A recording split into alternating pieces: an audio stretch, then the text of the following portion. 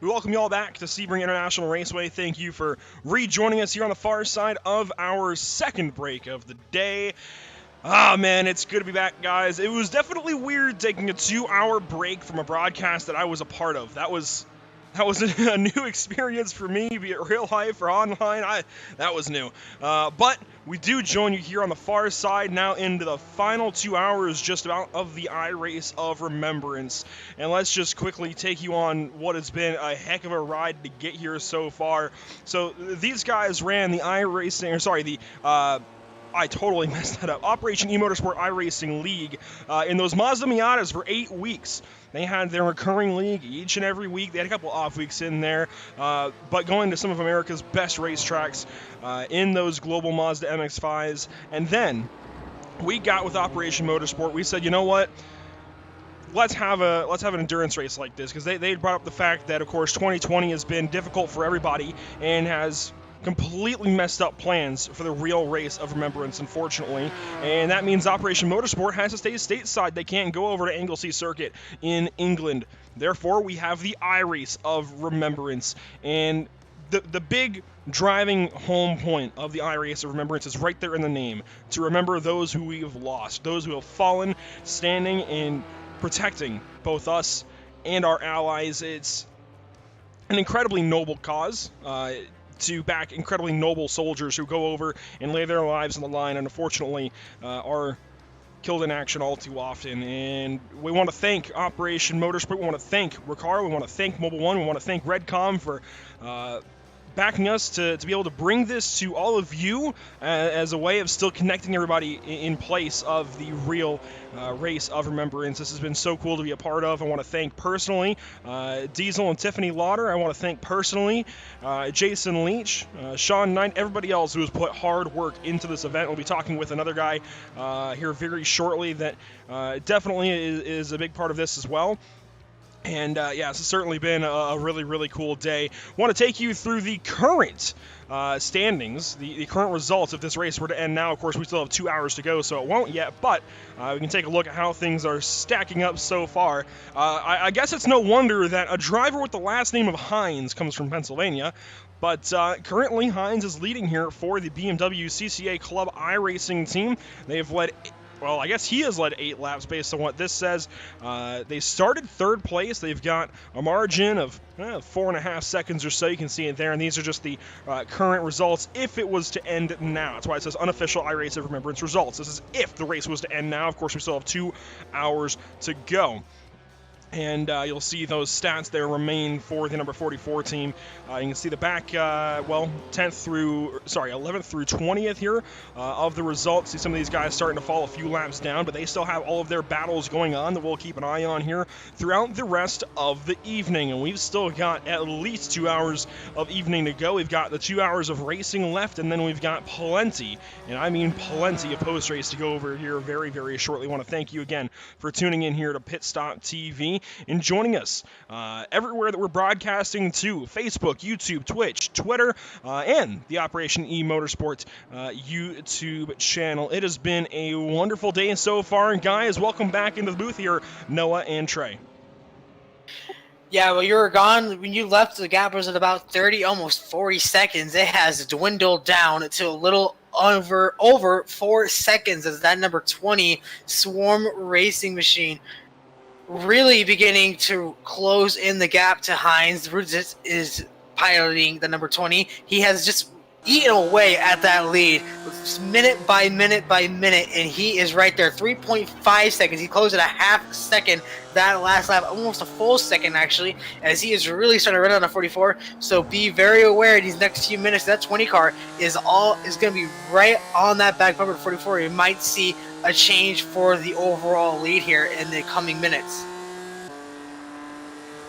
Yeah, just from whenever I left, just looking at the running order now, seeing that, the 70 cars made their way up into a podium position. The 20 cars we mentioned, Swarm Racing on their way up to try to take the lead from the 44. Just a lot has changed since we took that break, and like we said, we got 2 hours of racing left, and it's getting down to the nitty-gritty. Yeah, we'll have to wait and see how this race transforms over the course of the next 2 hours. You see, currently on board of Swarm Racing right now, they are some 3 3/4 seconds back of BMW CCA Club iRacing. So this is for the race lead possibly. I mean, this whole race is still up in the air, because especially if these guys end up in some kind of issue here, guys, oh man, this really opens this race up to teams like Rocket Surgeon Racing, Fish and Sim Racing, who are a little bit further back and just need a little bit of help to get back into this one. It looks like BMW CCA Racing getting ready to put the number 927 one lap down, and there it is up ahead. That is Shane Hunter currently in the car. He started this car as well. We're seeing most of the starting drivers come back into the car right now. Most of these teams are 2-driver teams, meaning they basically just rotate. The starting drivers are back in now in the 3rd stint overall, and the drivers who did not start will be finishing the race. But in those 3-driver teams, they have a little more freedom to mix up how they want to use their drivers, and can certainly put their starting driver back in at the end, and we just might see some of them do that.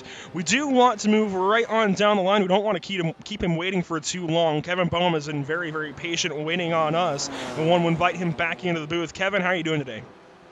I'm great. Thanks for having me. Yeah, it's actually, I think it's been since COTA. When this race league raced at COTA maybe a month and a half ago since we talked to you. But how are you doing? How are you enjoying today's race? Yeah, I'm doing great, and it's been really cool to watch this race unfold, and especially here in the last hour or so, see the battle really get going up front. Yeah, things certainly tightening up. But let's talk about you real quick, Kevin. Obviously, you're Kevin Boehm Racing, but tell us about Kevin Boehm Racing's affiliation here with Operation Motorsport.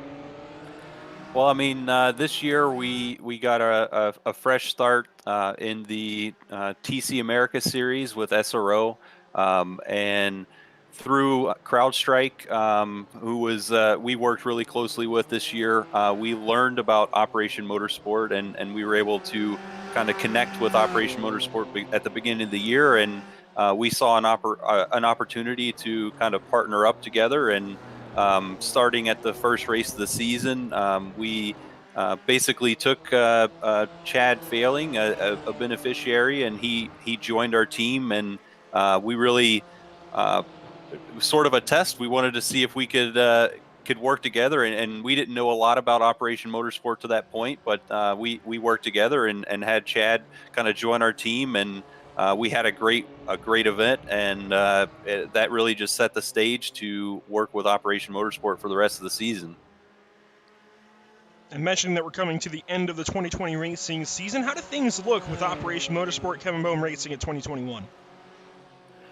Well, I mean, everything worked so well with Operation Motorsport this year.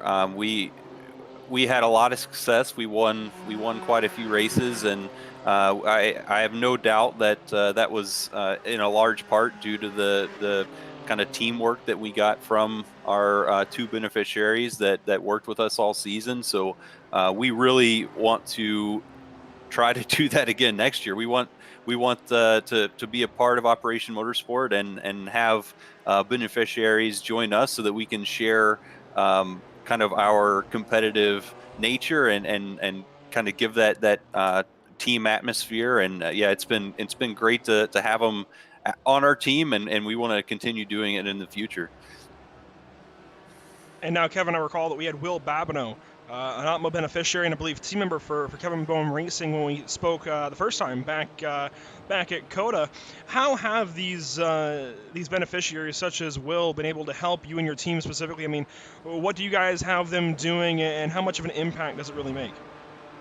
Well, I mean, our team is really small. I mean, if you take the Operation Motorsport guys out, it's really just made up of myself, my dad, and my wife. So really, really small team to be racing in SRO. But having Will and having Chad on our team, what that really allowed was for kind of me to step back and do kind of divide up responsibilities a little bit, because before we had Will and Chad on the team, I was having to do a lot of different roles. I was driving. I'm the engineer. I was the tire guy. I was the fuel guy. I was doing a lot of different things, and having the beneficiaries on the team allowed me to offload some of that work so that I could kind of be more focused on some of my responsibilities. And I was able to kind of teach Will and Chad to do some of those roles at a really high level. I didn't have to check over them. I didn't have to kind of look over their shoulder the whole time. They were able to work autonomously, and together we were able to basically get everything done in a way that allowed us to be really successful the whole season. Yeah, you mentioned just splitting up responsibilities, delegating things to other people, and just allowing everybody to be better at the fewer things that they're doing then. It's so true in every team atmosphere. It works even for our broadcasts here. Just splitting things up enables, excuse me, enables every one person to be just a little bit better at what they are focusing on. So I totally understand that. Looking forward to 2021, are there plans to involve more beneficiaries and in larger roles as well? That's right, and really, I'm trying to figure out exactly what our 2021 is going to look like right now. We're pretty sure that I'm going to be back in World Challenge again. We're working through some of those details now, and 100% chance if we're back, then we're going to be partnered with Operation Motorsport again. And I definitely want to kind of expand some of the roles. It's funny as we went through the whole season, you kind of learn the capability of the beneficiaries that we're working with. So having Will and Chad with us, the more races we had, I was able to kind of see deeper into their capability, their skills, and definitely being able to learn that gives me more ideas for other things that they could do. So once we kind of get the actual program figured out for next year, we're definitely going to be thinking about how to involve beneficiaries and figuring out different ways that we can use them even to make us even better. Absolutely. In racing, it's all about getting better, of course. Kevin, what are the chances we get you in one of these BMW GT4s or Porsche 718s or something here in the near future and get you out with these Operation eMotorsport guys? Yeah, I mean, I'm really disappointed that I can't be out there today. Earlier this summer I kind of injured my wrist, and I kind of ignored it the whole rest of the year because I wanted to get through the race season. But I'm trying to take a little bit of a break and get this thing healed so I don't have to be in a little bit of pain all the time. So otherwise I would be out there today, but as soon as I can get that healed, I'll be driving for sure. I'm watching this race, and I just it's tough for me to watch because I know I have so much more fun when I'm driving. Well, I understand that for sure. Any racer wants to be racing. Hey, well, if your wrist is hurting you, do you want to take a shot at being a commentator, take one of our jobs? I've tried that a couple of times, and I really respect what you guys do because I don't know how you do it. I mean, it's to be able to look and see what's going on and be able to kind of interpret it and tell the story. It's a real skill, and yeah, I don't think that I can do it like you guys can. That's for sure. Hey man, it's a whole lot of fun, especially when we get to bring in guys like you and talk to you throughout this iRace of Remembrance. Now, back to the point, real quick before I let you go, about the iRace of Remembrance. How much does this affect you, and do you have any experiences maybe that you can speak on, any connections to that point? You know, I mean, this is a really cool race, and I'm definitely disappointed that the race can't be in England like it normally is. But I'm really I think it's really impressive what Operation Motorsport's been able to do to kind of organize this event and still be able to kind of honor everybody through this iRacing race of remembrance. So it's pretty neat to even be able to be here and just be a part even as an interview. And yeah, like I said, I wish I could be out there driving. I have a lot of respect for Operation Motorsport and everybody involved, and I don't have a lot of experience with the military, and I can't imagine what some of these guys have gone through, but being able to be involved in racing and share kind of my passion, and that's the best thing that I can give back, and I'm going to do it as much as I can. Well, hey, Kevin, again, we appreciate your time. We appreciate you sitting down and sharing a few moments here with us while this iRace of Remembrance heats up. There's actually a lead battle heating up here down to just under a second and a half. So we'll let you go, Kevin, but I'm sure we'll be talking to you again in the future. All right. Thanks again. I really appreciate you guys inviting me on here. Thank you so much for your time again, Kevin. Have a great day. We'll be talking to you later. And that's Kevin Boehm of Kevin Boehm Racing, of course. And you see that lead battle is picking up just a little bit. Guys, we have a serious race for the win on our hands. This 44 is just a little bit underpaced compared to this 20 car of Swarm Racing, and this is really going to change the dynamic of this race. Whoa, and oh my, Hines just missed turn 3 and slid through the corner. The tires are definitely starting to wear. You know, these guys are actually coming down to the end of their third stint on tires, so, of course, you know, they're getting close to their tire change.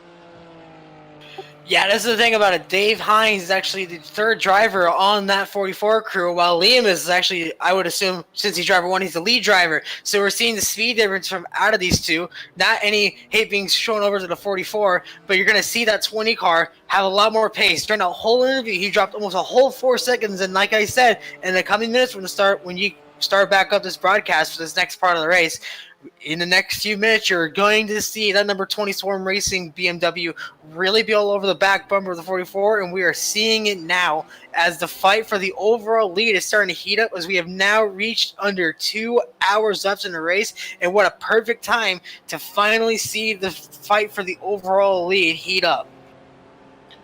I guess the team name's kind of fitting right now as he's starting to swarm all over the back bumper of that 44.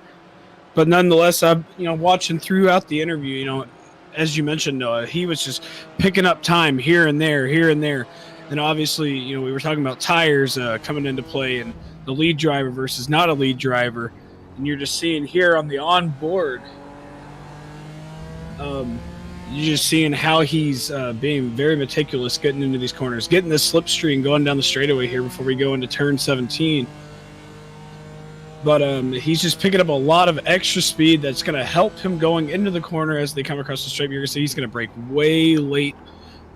He's going to have a better run into the corner there. 44 did not have a great exit, and they're going to be side by side going into one. Side by side down the front stretch with an hour 45 to go. I think Trey made that mistake earlier. Now it was my turn, I guess. Hines defending on the inside gives a lot of room. No, he's going to give that spot up. So he gives up the race lead to Swarm Racing 3 and is going to facilitate that pass very, very easily. So Dave Hines gives up the race lead. Honestly, inside the last 2 hours, I'm really surprised that he just gave Liam the lead that easily. I get being safe here. It is an endurance race. There's still an hour 45 to go. However, you are racing for a race win. I'm surprised that he didn't try and challenge him just a little bit. But at the same time, Liam caught him for a reason. Liam's faster, so I do understand that as well. Just to recap everybody again, you can and in our opinion, we urge you to at least consider donating to Operation Motorsport at operationmotorsport.org/donate. And we want to thank, of course, all of Operation eMotorsport's partners here. We've been talking about them for the entire Operation eMotorsport iRacing League season. An ergonomic sitting position means a comfortable position with perfect seat contours and innovative features that support your body. Recaro Automotive makes driving fun, be it on the road or racetrack. Redcom products help protect lives. Redcom products are installed in the highest levels of government, and some of the most important conversations in the world are held on Redcom equipment. Today, Mobil 1 Racing OW50 protects the next generation of America's sports cars on the track, while Mobil 1 Advanced Synthetic is still found under the hood of every Corvette off of the track. No matter where the hood of your Corvette is located, it's always been Mobil 1 from day one. Of course, we just want to thank everybody involved with this iRace of Remembrance one more time. It's truly been a great day of racing so far here at Sebring International Raceway. And we've mentioned it before. I mentioned it towards the top of the show. I think Joe mentioned it in that 2-hour period that I had stepped away for a little bit. Very fitting that we take an iRace of Remembrance to an old airfield here, Sebring International Raceway. Very, very fitting. And I believe, I could be wrong, but it was either the Thruxton circuit that we had our Grand Marshal speaking from earlier today, or Anglesey used to be involved with the British Air Force. I could be entirely wrong, but I believe there was some kind of connection there as well. So it just all makes sense. Now, again, we have this lead battle kind of shaping up. Well, it was shaping up and quickly sorted itself out as Liam, I want to say Rudzitis has gone by Dave Hines for the first position in that BMW CCA machine. Definitely put back on his back heels right here, and I guess just back on his heels, and trying to see what he can do from second place, see if he can draft back up there. The time is actually narrowing just a little bit, but I think that's mostly just the draft and the straightaway. Yeah, it is seeming to stall out about 1.3 seconds. Rudzitis is the lead driver on that number 20 Swarm Racing 3 BMW. And this is the thing I found the most interesting out of it. You're talking about the tire, where maybe the tire fall off and a 44 is catching up with him. He was actually the last to pit of the top 5. He pitted later than the number 20, then the 70, or the 5, or the 78 for that matter. So he's actually is supposedly on a fresher tire, so I'm wondering how hard he really pushed on number 44, or if he's just trying to maybe save his tires for later in the run and then maybe try and pick it back down and overtake him through a pit cycle. Is still holding on there about around 2 seconds now, so it is staying pretty consistent to where he's not entirely out of it just yet. But like, I was surprised as well to see him just give up the lead that easily going to turn number 1, as now they set off into Le Mans heading to Sunset Bend once more. Yeah, you guys kind of just took exactly what I was thinking. Maybe trying to save his tires a little bit for further on in the run, and then also, just giving up the lead like that. But, there's still plenty of time left. There's time to be aggressive and there's times to not be aggressive. And I think playing it smart right there might benefit him later on, further into the run as we, get down to the nitty gritty, down to the, within the last half hour of the race. So, I mean, we still got an hour and 10 minutes between then. But I expect the 44 to be back up there to regain the race lead. But, he's already lost about another half a second since we started talking about it. Yeah, it seems like that lead battle is starting to break itself apart. We'll be keeping an eye on all the battles across the racetrack. It looks like everybody's pretty spread apart, at least for position right now. But if things start to get close anywhere on the racetrack, believe me, we'll be right on it. In fact, actually, it's worth mentioning that Adam Poppenhaus is currently making up some time here on the in the Resilience Racing esports machine on Team Crashed, who just pitted. Now, I don't know if that was for a full pit stop. It doesn't look like it. I think it was for a drive-through for a 15 incident point violation, I would guess, based on the pit time of only 22 seconds. So Christopher Bailey put on his heels and losing some time. And man, that is crushing any time that you end up being the one who ends up going over that incident limit for your team. Certainly never what you want to do. We do also have a battle right here. This is for 9th place. Swarm Racing 1 actually gaining on S5 Motorsports, and Sean Knight currently behind the wheel of that car. And boy, that's down 8/10. So definitely closing in. But while we actually have some time here, want to bring in actually one of the other drivers from the 718, the Resilience Racing esports machine. It is Chris Walsh. And Chris, we've talked to you so much throughout the 2020, the very short time that we've been together here in 2020 with Operation eMotorsport. But man, what is it talking to you once more here? Hey, yeah, it's good to be back involved with Operation Motorsport in the Race of Remembrance. Like, pretty awesome and meaningful event and day that this is geared towards. So I'm really enjoying just being out here and getting to race with the beneficiaries like Adam, who are just doing awesome.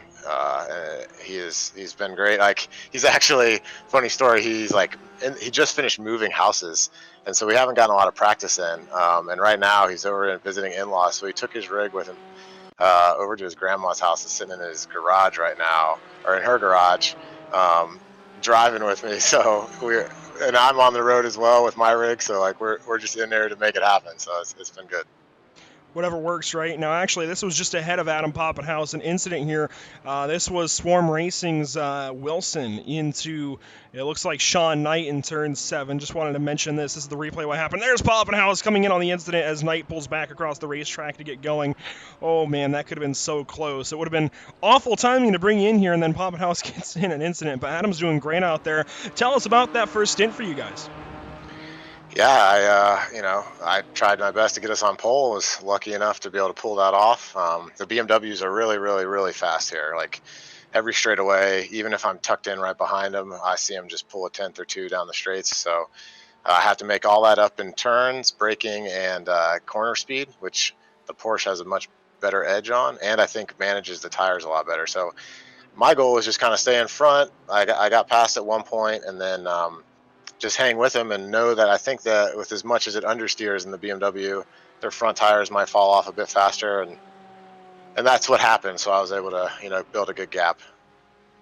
Yeah, we talked about the difference in cars a few times throughout the day so far. Of course, the Porsche a bit more lively, rear engine. It can certainly spring up out of the corners, but then by the time you get down to Sunset, for example, down the Ullman Straight, or even down to turn 7, once you round Big Ben, it seems like that BMW just has the motor to really get up and go and make a pass by the end of the straight. How is it like at that point, on entry to the corner, you've got to be back on your heels. I keep using that term, but you really are kind of defensive mode if they come up behind you. Yeah, it's really important. Like my big goal was to like really make sure I got as much of a gap as I could through all the turns and the infield. I guess I call it kind of the infield section, all the tighter section of the track, just so I had at least like 6/10 of a gap by Sunset. Because that usually was enough space where unless they really lunged for it, they weren't close enough to make a move. So that was kind of how I managed it, and then luckily, like I was able to keep a consistent pace that I needed to, and those guys' tires ended up dropping a bit faster. So that seems to be the difference. Cornering and then tire life is a bit better in the Porsche right now. So, Chris, we see a bunch of info about you here on the broadcast provided by, of course, Jason Leach, Opmo volunteer, U.S. Air Force liaison, active U.S. Air Force officer, U.S. Air Force Olympic bobsled team. Tell us a little bit about you and working with Operation Motorsport. Yeah, so again, I got into sim racing, I don't know, about a year and a half ago at this point, into iRacing specifically. I started on console, as a lot of guys do, and then found Porsche Club of America, and got into their series and ended up running with their pro series for 3 seasons now. And then that was the link for me to Operation Motorsport. So, yeah, and once I found out about this mission and what these guys are about, I had to be involved and do everything I could to support them. And then I'm lucky too, because like right now, like you mentioned, my job in the Air Force is to train for an Olympic sport. So I've got a bit more time on my hands than I would in my traditional career field. So I'm trying to use that in a positive way and in a way that can benefit our veteran community. So that was kind of why and how it all happened. And of course, being active duty, it's got to be quite interesting given 2020 and just trying to navigate things. I have no clue how that's even impacted anything like that. Yeah, I mean, I'd say like Olympic sports specifically, you saw the 2020 games ended up not happening. They've been pushed back to this next summer. So for us, even like I'm right now at the Olympic Training Center competing in our team trial event, and yeah, there's just a lot of restrictions on everything that we have to do to be able to compete and abide by, state and federal mandates regarding the pandemic. So those are all challenging hurdles to overcome, and but everyone's doing their best to make it happen and let us find a way to compete. So that's been great. Yeah, one can only imagine how that all works. Before we let you go here, last thing I've got for you. I actually, on the note of being active duty as well, the iRace of Remembrance certainly means a lot to a lot of people. What does it mean to you? Yeah, I mean, so my career field in the Air Force is a special operations career field, and naturally, like that lends itself to a lot of combat, and a lot of our guys see action, and unfortunately, that usually results in guys coming home with wounds or not coming home at all. So, I've had very good friends that I haven't seen come back from deployments, or have come back, with mental and physical scars, and so this day is really important to myself personally because it's the community I've been a part of for a long time, and you know that's why I'm happy to be a part of it, and it's great that we get to honor the men and women that have made the sacrifice, that are still serving and still going downrange and doing the mission. So yeah, that's what it all means. Well, Chris, I appreciate your time and want to congratulate you once more on taking home that championship, as I make note of that on the broadcast so everybody knows in case they didn't already, because that was quite the time. As actually, we've been watching Adam Poppenhaus right here, and he just got overtaken by Sean Knight. That's for the 10th position. So I'll let you get back down there and coach him along. Maybe you can get that spot back. All right, thanks. You guys have a good one.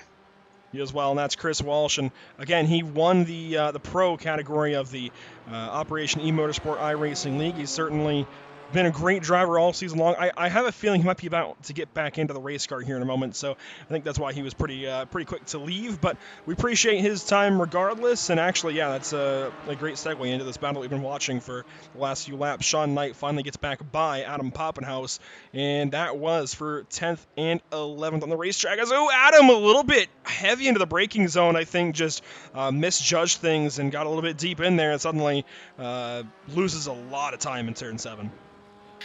Yeah, that was a very late break, and we've seen that happen a couple times. I can't remember the last time it did happen, which driver it was, but I believe it was between the Fission Sim Racing and the Rocket Surge Racing. The 5 was trying to catch up to the 70, and he did a late break just like the 718 did and almost ran into the back of him. So you've seen a lot of late sends, but I believe they just kind of forget how tight that corner really is of an angle you need to make it in. So they send in a lot deeper, and you just miss it. Because it is an easy corner to miss, don't get me wrong. It's one of the hardest braking zones on the entire circuit that you're going to deal with.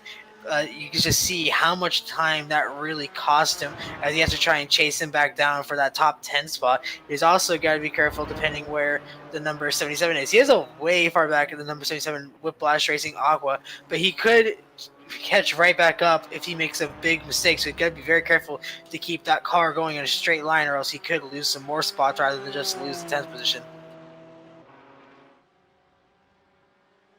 Yeah, definitely keeping the car on track is definitely what we want to do right now. Don't want to lose any more ground from what he already did. You know, we mentioned potentially prepping for a driver swap here soon. Looks like he's gained a little bit of that time back, as you mentioned. The Porsche is a lot better in the cornering versus straightaway. So now we're looking at resilience. This is Resilience Esports 2, and so we got Brian Winker, it looks like, in the race car, and he is trying to get up to Joshua Ballier. I'm sorry, Emerson's gonna get at me for that one, but Joshua's in the car for EWRO Motorsport Orange. This is a battle on the racetrack for 14th position, and this is the car that Rick Hazlitt has been in throughout the day as well, and Hazlitt was really starting to warm things up there at the end of the Operation eMotorsport iRacing League season.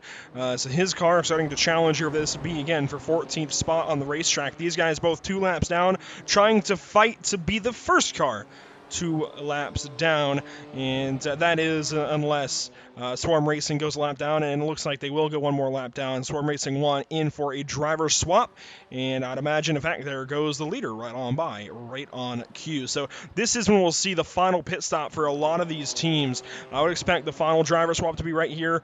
Everybody's going to be coming down the pit lane, and this is your pit window right here. This is 90 minutes to go in the race. This is when you've got to come in. That said, we're going to step aside momentarily, then bring you back to a recap of all the pit stops, and we're going to enjoy a quick message from Operation Motorsport.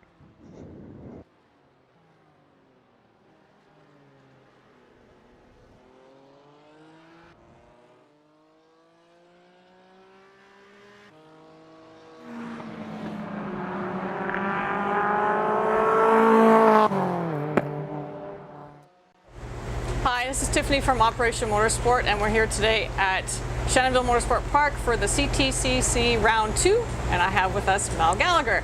So Mel's been with us for a year and a half and has filled many roles. So I'm going to let Mel talk about herself, so I'm just going to ask her a few questions rather than fill in the words. So Mel, first of all, tell me a bit about your history, Military history. I did just over 10 years in the Army, spending time in places like Esquimalt, Borden, Petawawa. 10 years as a clerk. Didn't really,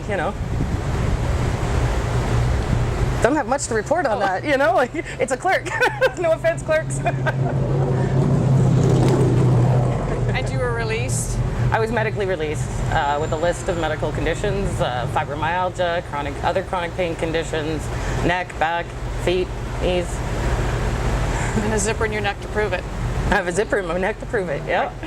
Okay. Ever since January. Yeah. How did you come to hear about Operation Motorsport? Actually, it would be Christopher Shields here, Anderson.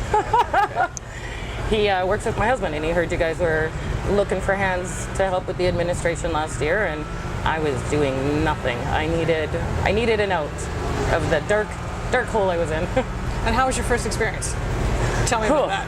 Yeah, nothing like jumping in with both feet. Right into, like, what was it called? The 24-hour Daytona? Yeah, so I have to preface that because Mel had never been to a racetrack before, right? No. Didn't know anything about sports car racing. And we had a brief 30-minute phone call, I think. We were already in Florida, and she's like, yeah, I'm going to come. Whoop, race car. So she was so, I guess, enthusiastic about coming that she played for race cars, paid for her own plane ticket, paid for a rental car, and came just to see what we were all about. So I put her into a team. Well, it's pretty hard when you don't know what you're getting yourself into, right? Yeah, so veteran group, it's just, you're going to click. Or at least you hope to. Yeah, at least you hope to. So tell me about your first experience at the Rolex. Oh, wow. I was put together with Carla, an absolute sweetheart in the hospitality. She walked me through multiples. We worked with Land, Montclair by Land, eMotorsport.com. Yeah. I mean, we were all over the place, and she kept me going. But she kept me busy, and it was just amazing. I couldn't wait to do another race, to get back to the track and in that feeling again. Yeah, it really gets you, doesn't it? Cool. Yep. So tell me a bit about some of the other experiences you've had. Oh, so that was my first. I mean, I've been with Tooth a few times now. I've done fuel in, fuel out. I've done tires. I've done some timing for them on the track. This weekend I'm hospitality with them again. It's just a great group of guys. I don't care what they want me to do. As long as I get to be around, I'm cool with it.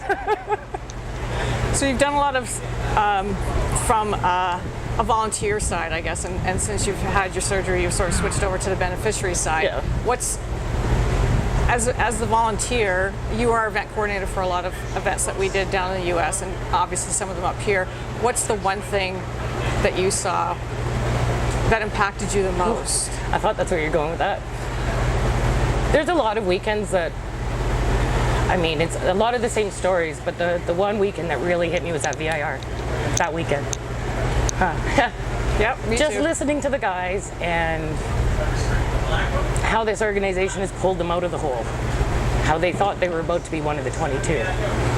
And they're in the cart and they're crying with me, explaining how this has brought them out, given them that meaning again, given them that feeling, that family feeling, that team feeling. Nothing is better than that feeling, that knowing that you're involved in an organization that does have such an impact on the guys and the girls and the girls And the girls, obviously. There's a few of us. Yeah, but you have to understand though, Mel, that part of that impact comes from you. It does. Sure. I don't know. I'm just trying to do my part to give back to these guys. I know. I think for me I have a lot of memories with you, but I think for me probably the most impactful was when we were at VIR after you'd had your interview, and me pulling up on the golf cart and getting off and just running up to you and us hugging, and it was just, I don't know. It was That interview with the news station. Yeah. Yep. Again, on camera, hearing. Always. It seems as soon as I start talking, it just gets me here. But it's important because that's why we're doing this. People need to understand that even if we're small and we're still growing, the impact we make makes a difference, right? Absolutely. One at a time. That's what our hashtag is. Absolutely. That's One how at we a do time. it. And I mean, if we happen to luck out and get a couple in a weekend, even better. Yeah. So that's all I really have to say because we're going to just start crying. So I'm going to end it right here. This is Mel and Tiffany signing out from Jenaville. One Bye, at a guys. time. Thank you.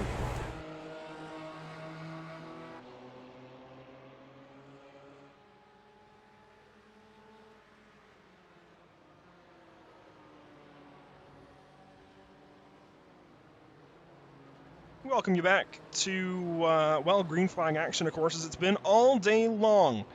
Down into the last 90 minutes, in fact, inside of the last, 84 minutes here, and things definitely starting to shake up. We did see some pit stops while we were away and listening to that message, that interview there, and really not too much has happened otherwise. Just those pit stops. We only saw a few. We're still waiting on quite a few cars come down the pit lane, although Whiplash Purple is within striking distance currently of Rocket Surgeon Racing.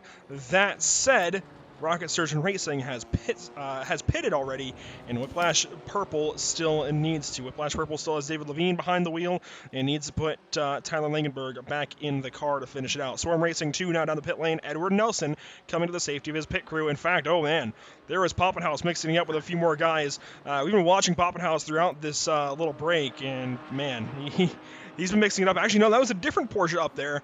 Let's try and find exactly who that is. That was a different Porsche mixing it up. Yes, I'm trying to find him as well up ahead of these guys. That is Rodever and the number 15. He is dicing it up, fighting with one of the BMWs in the number 75. That is for the 14th overall spot here in this race. That is the EWRL Motorsports Orange. He's going to take the dive bomb going into the hairpin. Let's see if he's going to clear him. Nope, he's going to give the spot fall back in line and try and set him up once more up there for turn 10. But be very careful because he's got another car right behind him. That is the, I believe, the Night Blind Racing. Nope, it's not. So that is actually the 19th place car of Mueller in number 49. So not too much of a fight going on there for those two. It's mostly just a fight for the front two with a lap car in between. But you got to be very careful as they make their way for the run up to Tower as they get set for Le Mans. As we see there, he completes the pass on Valier. They're coming out of the corner. Looks like he got it cleared, and he's going to be passed again. So that gives the Porsche the position as they go down the straightaway here. Going to get set up for the straight going into turn 17. Oh, we've got pit stop. Storm Racing 3, the leader is in. We've got Dave Hines in as well.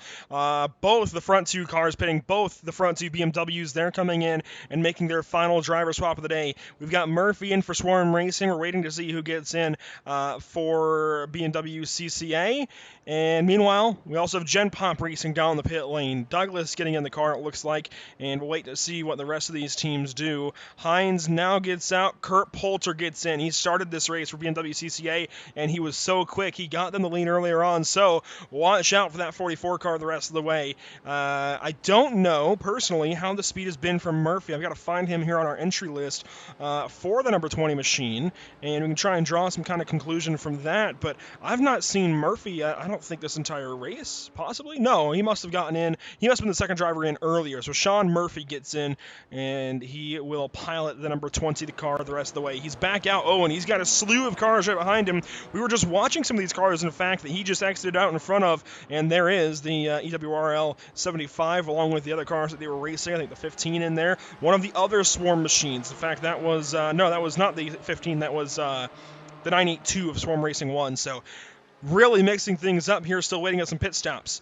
Fission Sim Racing, they're in, and looks like Tyler Gilmette is back in the car. Whiplash Racing, Purple now enters the pit lane. Team crashes down the pit lane. Theo Brolsma back in there. Yeah, with this lead now being separated now by about 4 lap cars, the gap is still about 18 seconds. But you talk about it. Kurt Poulter now back behind the wheel of the 44. He is the lead driver for that 44 crew. We haven't seen much of him since I got here, since he only did the start. As for Murphy, though, he seemingly has been the guy that kind of like runs the middle part of the race and just holds his own and keeps the car up there in the front, and then they give it back to Rudis, and he just kind of runs away with it. But still, Murphy can hold his own. That's exactly what he's going to do now that he has to presumably take it all the way to the finish, and that's exactly what he's going to try and do. Is he has a lap car, he's going to get out of his way and let him race onward, as he's going to try and outrun that 44 machine for the remainder of this race. It is about a 17-second gap that they're going to need to overcome. With that, a train of lap traffic. So that's going to really help the number 20 of Murphy if he has to capitalize on this and spread that that lead out as far as he can, so that way when the 44 catches up to him, he has a lot longer and he can spread it up to upwards of 30 seconds, so that way he has a major amount of gap for the final hour of this race. We swap on board with the 718 of Poppenhaus. You see him trying to get back up to the back bumper about Valier of that EWRL machine. They're coming out of Sunset Corner there, down the front stretch, going across the line. He's going to try and set that up. Actually, he gets passed down on the inside. He's going to break in. He's going to try and keep that pass. He's going to hug the inside the wall there. He's going to stretch out. And looks like everybody kept it on the racetrack. Seen some cars been running off a little bit there. So we're going to go down turn 3 and 4. You see just the whole gaggle of cars right behind the 75 machine. You see Poppenhaus getting really, really close. Just he's going to be trying to set them up when we get near the straightaway. And Poppenhaus is racing for the pro/beneficiary category, whereas Ballier is not. So that's something that's got to be on the minds of these drivers as well. Poppenhaus wants to get on by. He wants to start fighting for some other positions in this race. But of course, Ballier wants to hold his spot as well. He wants to finish where he is overall or better. Here comes Poppenhaus now looking to the outside out of 7. He had a run at first, and then, of course, that BMW started stretching its legs. Swarm Racing right ahead. They are all for position right behind race leader Swarm Racing 3. And then they have that Nightblind car of Doucette trying to breathe down their necks a little further back. He's trying to catch up. Actually, no, I don't think he's going to do so. He's 42 seconds back. But they do also have that lapped car. Oh, we just found it. The 49 car that is hanging out there with them. Yeah, once again, this entire slew of lap traffic is going to both hinder the 20 but also help the 20. But keep in mind, if you're looking at the leaderboard there, that gap has shrunk over 2 seconds this last lap. When you cross line, it was 13.142. It is almost down to 10 seconds. So that 44 car is coming very, very fast. He's closing at about almost 2 seconds a lap now, as now the number 20 of Murphy is going to have to try and defend from Ruddy. He's going to try and take a lap back as he's looking to the inside coming into turn 17. I'm not so sure about this move, but he's going to get late on the brakes and try and pass him coming into Sunset Bend, as he's going to maybe clear him and maybe pull off a crossover coming down to the front straightaway. But this is a very interesting move being made by the number 13. Or by the number 982, my apologies. Nonetheless, he made it work. As you see, he pulled ahead there. You see Poppenhaus also made the pass further on back. That was for I think the 14th position. And looking further forward there, this is the battle we've been following for the last couple laps. And you see Poppenhaus is going to keep trying to get in front to try to surge that lead further forward. But he's got to be able to set that up. As we mentioned, as we heard Chris talk about, these Porsches are a lot better in the corners versus the straightaways. Watching these guys battle, this is starting to hold up. Swarm Racing 3 leader Sean Murphy just a bit, I think. Murphy trying to deal with these guys while keeping a pretty steady pace, but honestly, he's going to start to have company here. He's got to get going, and he cannot let these guys interfere with him and his race, because he's only got 8 seconds back to BMW CCA Club iRacing member, Kurt Poulter. And Kurt, I think, is definitely the lead driver over there in that 44 operation. So as Adam Poppenhaus is going to try and put a move here on the 20 car, the race leader. Wow, I'm surprised these lappers. You don't usually see this in endurance racing. Lap cars passing the race leader straight up like that, especially when the race leader had just come out of the pit lane. The EWRL car are going to try and go by as well. He wants to continue battling, and you know what? He's entitled to that as well. I think Joshua is perfectly in the right to try and keep up with those cars that he was battling right there and go on by the race leader. That said, the gap now down to 5.6 seconds. Keep an eye on that gap on the top left of your screen. You don't even need to keep an eye on the gap anymore. You can see them on the same screen now. That gap has closed down, and I think with this lap traffic I was talking about, that would really help him. No, it's actually starting to be his downfall, because that has now opened up the door for the 44 to close in. As now here comes Murphy going to try and take the move on the EWRL machine going into 17. They're going to go side by side. He might try and clear the pass, but it looks like the 75 is going to get the run on exit. It might clear him. They're actually going to go side by side, but nope, 75 is going to get the run and then just clear him there. But that 44 car is really having the benefit of the slap traffic. We're never going to have to wonder how well can he get through while also trying to pass the number 20 of Swarm Racing number 3. So it's going to be very interesting to see how both these guys are able to tackle the lap traffic, and if they can, and be able to hold on to the race lead no matter depending on who gets it. You know, it's frustrating. It's got to be frustrating as a driver knowing, just a couple laps ago thinking, okay, I had 16 seconds coming out of, I believe it's 16 to 18 seconds coming out of pits, and then being in the traffic, this will help clog it up. And then now you see looking on the back end, you can see the 44 right there, almost 2 seconds back. He's closing in very, very quick, just nightmare for the 20 team right there. Just lap traffic did not favor them at all. In a lapse time, that gap has been erased. Boy, Kurt Poulter is on a drive right now. Now, he's been aided by these lap cars up ahead, but he's still on a drive. You still got to execute when you're in that kind of position, and this is really going to tighten things back up once more and possibly swing this race back the way of BMW CCA. Do not go anywhere. This is amazing stuff. We do want to recap some of the other battles around the racetrack right now while these guys draw closer. Whiplash Racing Aqua, they are trying to gain up onto Team Crashed. It is about 2 seconds to that. Sorry, no, the other way around. It is about 2 seconds to Campbell in the 987 Swarm Racing 2 machine, the next car ahead. They have a lapped car behind them. There's another battle back here. We had talked about it earlier on with Adam Poppenhaus trying to gain up to Swarm Racing 1. He was there for a bit. He's fallen back to about a 1.2 second gap. EWR Motorsports Orange further behind, but this lead battle starting to come together once more. And the draft is so big here at Sebring, as you see, there goes the 49 trying to pass EWRL Orange, and it looks like they will do so in Sunset. But this is just amazing stuff, and this is exactly what you want to see out of an endurance race like this. Yeah, now you see the EWRL machine now comes down pit road. That is going to be good news for both the 20 and the 44, as that is one less lap car to have to deal with. As Poulter still trying to close in Mueller in the number 49 Lestock Racing BMW. He is now ahead of those two, as this fight is now right there. You can see it in the screen. In the center of your screen, the 44 has now closed in and go to 3, 4, and 5 to get set up for the bend for the long run up to one of the best passing zones that you can find on this racetrack. And the 49 goes off, and now it's going to let the 44 catch up, and now he's going to have a big head of momentum coming through bend, and we might see a lunge going into the hairpin to see if he can get that pass going. Here we go, going down. He's not going to get it there. I guess he thought better of that. He's going to try and set him up for another corner. You see him following in tow behind him, trying to get some more slipstream, as we're going to be coming up to another straightaway here soon. So he's going to try and follow suit, try to follow his line, get as much slipstream as he can. You see going into a braking zone here, picked up about 3 car lengths going into the corner. Just late braking and draft. I mean, that's definitely paid off as we're watching it happen right now. And of course, we keep talking about all these corners, all these possible straightaways to pass on. Let's quickly go back over the well.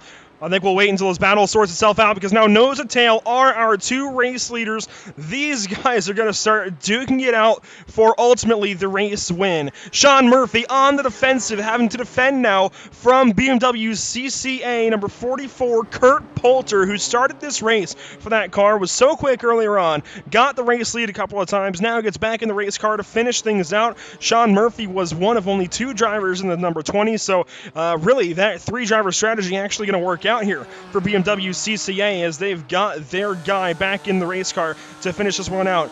We've got 68 minutes to go here, just inside of 69, and I mean, it's coming down to just an hour. Oh my gosh, where is Kurt going? Kurt went way out to get a wide arc, and that's why he went out there. Look at that run he gets, up almost to the inside now, to the right side of the number 20 Swarm Racing 3. He's going to be side by side, drag race down the front straight and down into turn 1. These guys battling for the race win. Will the 20 challenge? He will. The 20 car, Sean Murphy, challenges for the race lead. These guys are really starting to get it done. Here comes the 44. Looking to the inside through turns 3. He has to get it done here. He's going to be stuck behind him for this whole section of corners. Now to 3, through 4, back through 5. They set it up for the bend, coming under the bridge, and now they're going to set it up for the hairpin. The 44 gets to run on the exit of the corner. They're going to go side by side once more. The 44 is going to take the long way around. He does have the momentum, but it's going to stall out once you get to the straightaway. Now it's going to be a game of chicken. Who wants to break later? The 44 still with the run. He might actually clear him, but the 20 looks like he's going to keep it there. They're going to go side by side through the hairpin. That's going to allow the 20 to stay ahead, and he might squeeze the 44 off the track because these guys are still door to door to the hairpin as they get ready to set up for Fangio, Cunningham, and Collier as they once again set up for the long straightaway from Tower all the way down to Bishop. Coming into Collier here, this is great racing, very, very tight. It's exciting. I'm sitting on the edge of my seat right now. We're going to go on board on the front bumper cam of the 44. You see right here, the battle is much closer than you think, I guess. You're going to see that he bobbled a little bit out of the corner, and he's going to take the lead. Just one little mistake exactly like that is all that Kurt Poulter need. He pressured Sean Murphy into that small mistake out of turn 13, and it just might be over. But, I mean, there's still an hour to come back. It's just a matter of having the speed to do so, and right now it looks like the speed going the way of the 44 team. It's going to be an uphill climb, I think, for this number 20 Swarm Racing 3 gang to try and get up there and reverse this result, because I don't know if there's a way that you can get up there and do it. Kurt Poulter's so good, it seems like, in this BMW here at Sebring. I'm not sure that it's going to be all that easy to get back up there and challenge him for the race lead now that Kurt has it back. So I'm not sure he can get back up there and challenge. Meanwhile, battle on the racetrack shaping up for the 8th position. Swarm Racing 2 being approached by Whiplash Racing Aqua driver Trevor Anderson. Now down to a half second. This is that same section of racetrack we just saw those leaders battling through into Le Mans, and they will battle down the Ullman Straight. Want to quickly mention the track map that we have here. I keep mentioning all these corner names. This is how they all lay out. So we're going down the Ullman Straight right now from turn 16 Le Mans down to turn 17 Sunset. Then they'll come back around the front stretch, go through 1, 2, 3, 4, and on. Big Bend is that sweeping right-hander till you go down to the hairpin turn 7. Used to be a Fangio chicane. Now it's just a Fangio bend pretty much for 8 and 9. Cunningham and Collier for 10, 11. Exiting 12, you go down to Tower for 13 and 0 on a pit stop here for Trevor Anderson, going to really mess things up for Whiplash Aqua. I'd forgotten they got off sequence when they had the issues with Michael De La Sala's pedals, and I think this is the cause for concern for them, the cause for the pit stop as well. So Whiplash Racing Aqua back down the pit lane, relinquishing that battle to Swarm Racing 2, and I'd imagine a couple of positions on the racetrack as well. So Michael De La Sala back into the number 77 car. And with the lead change now taking effect, the gap is now stretched out to about a 2-second lead. Something also to keep in mind that while those two have opened up the gap between each other, keep an eye on the number 70 of Burkhalter in the Rocket Surgeon Racing BMW. He has actually closed 2 seconds on the 44 machine, and he's starting to maybe reel him in little by little. So maybe because of how much those two fight, it has been able to halter them a little bit, and that's going to allow the 70 team to perhaps close in the gap and make it a 3-car fight here for this race lead as he makes his way up to turn number 13. He still has that's still almost a half a minute gap to the race leader, but still with an hour left in the race, he could close that down potentially if he keeps up the momentum that he has.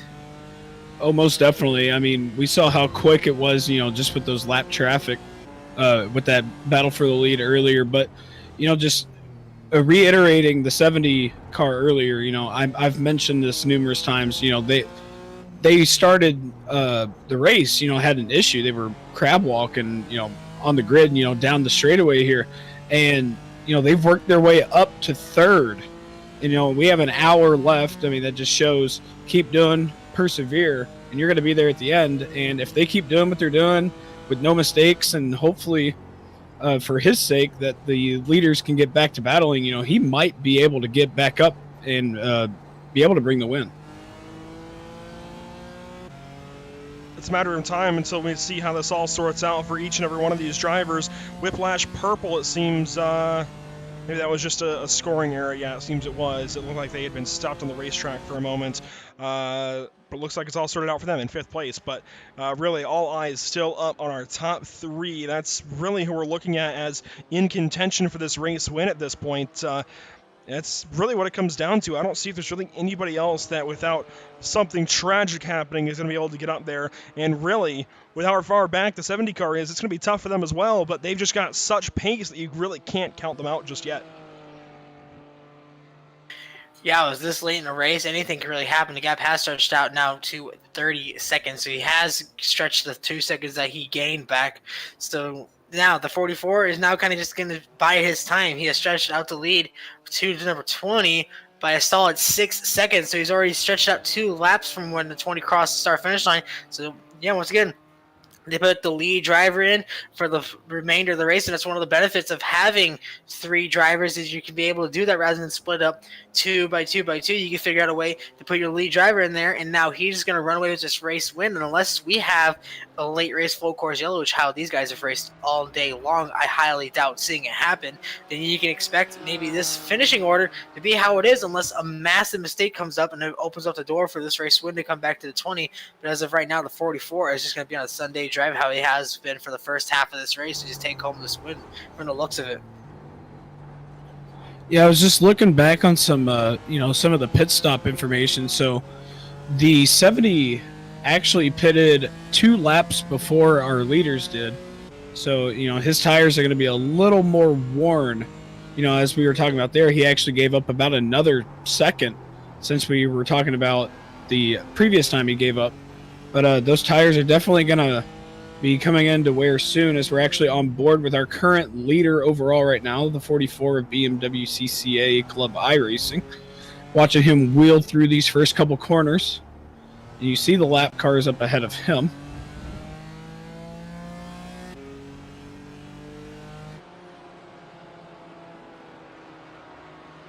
Things have really spread out across the entire field, but one thing that has not changed is Swarm Racing 3 still continuing to drop further and further out of reach of the race lead.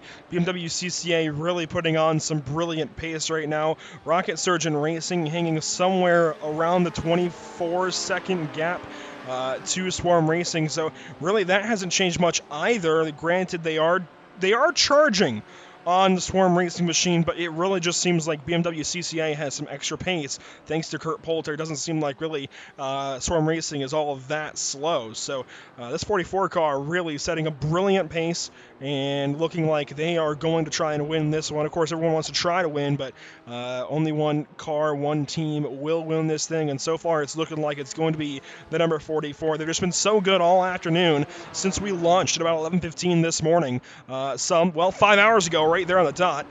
This 44 has just been great. They challenged early with the 718, which has since fallen out of contention. Some 2 laps down. They fought early here with Adam Poppenhaus and Chris Walsh, and really I thought it was going to be this 718 controlling the pace of the race. For a while there it was, and then some kind of miscommunication. We actually forgot to ask Chris about it when he was in here, but some kind of miscommunication really hurt the 718 car and has just about taken them out of a chance even to win in class, it looks like, because if you look at the cars ahead, I think Brian Winker actually coming down to the pit lane. I'm going to find some of those other pro/beneficiary cars, and it really looks like it's going to be one of those. And here's the number 10. They are a whole lap ahead of Resilience Racing Esports and AOA Racing entry, Adam Poppenhaus, and continuing on through these cars. I mean, it just seems like it's too tall of a mountain to climb for that 718. Although it does look like there's only the 1 car ahead, so they only have to worry about the 10 car. If something were to happen to Theo Brolsma while he's in his stint, something could still go the way of the 718. Yeah, a lot can happen in that sense. Again, we talk about how it's 6 hours a long way. Well, 58 minutes is, even though it's been already 5 hours, it's a long way to go, and a lot can happen within that time frame. So again, you have to just drive this last hour as clean as you can. It's a race of attrition. We always talk about it. Each endurance race, as long as these, whether it's a 6-hour sprint, a 12-hour enduro, or a 24-hour grueling pace, it's just a race of attrition and make it through all of those hours. Because in order to win one of these races, you have to be there to compete for it, and that's the case of the 44 and the case of the 10. They made it through the 5 hours, and now all they have to do is just mind their P's and Q's. A little bit of a close call there for the 10. And you try to do a late corner coming down the front straightaway, and he almost actually got himself into the grass. He holds on to it as he rocks his way down the front straightaway in that Cayman Porsche GT4 as he sets it up for another lap around here into turn number 1. As right now he's just going to try and run away with it. He is in a solid position for a top 10. He's in the 9th position trying to chase down the number 987 of the Storm Racing 2, but he's all the way outside the hairpin, so there's a pretty big gap there. So right now he's going to just try and run these laps down, log these laps down, and then just take this class win home. At that point, that's really all you can do. You're just trying to run your race, no mistakes, try to run down for that position and bring the class win home. You know, a class win's better than no win, you know, but obviously everybody's here to get the overall win. But as we see here, there's gonna be a little bit of a bobble in front of him, almost. Contact. Oh, and he runs right in the back of him. I wonder how that's going to hurt the front end of this 10 car. This could still keep this battle alive. If they get held up by any sizable margin, well, the right front's not too bad. I think they'll be okay. But that car that was ahead of them, that was C3 Racing. Haven't heard much out of them. The 143 just has a miscue in turn 7. We'll go back and see what happens to this number 143. Again, very quiet day for them. They've got Casborn behind the wheel. I'll quickly pull up some information on them, but very, very quiet, just deep into 7, very shaky on the exit, and I think just trying to get things under control, kind of stopped there on the nose of the 10 car. Very unfortunate, but the 143 being made up of a team involving Neil Casborn, who's in the car now, Sean Chiavarella, I hope I'm saying that correctly, and Stephen Clary, and it looks like they're all co-hosts of a racing, co-hosts of Spare Parts, a racing podcast, and actually Neil Casborn is a mechanic for Tooth Autosport, who we talked to the co-founders of Tooth Autosport a little while ago, didn't we? So, big stuff then for the C3 Racing machine, getting checked up like that. Not too big a damage on the back end of their BMW, but certainly not the race they want to have. They're actually 22nd of 22 cars. Yeah, running in last place, closest car to him is a lap ahead of him. All they can really do is just run the race that they have and just not get involved in any incidents. Quiet day is the best you can really hope for when you're not running for the win. If you can't run for the win, just be as clean as you can. Bring it home in one piece. That's the number one concern. Just bring these cars home. A little bit of a crossover going here between the 718 and the 75 as they're fighting on for the 14th position. A little bit of a checkup by the number 75. That's going to allow the 718 to get on the inside. They're going to run it up to corner number 10 as they're on the back bumper. That was a very interesting move being made. A little bit of switcheroo going into the hairpin, and now the fight is on for P number 14 as they make it up to turn number 10, getting into the top section of the racetrack. As this fight is starting to rage on closely, we might see that 718 make a swift dive to try and get around them.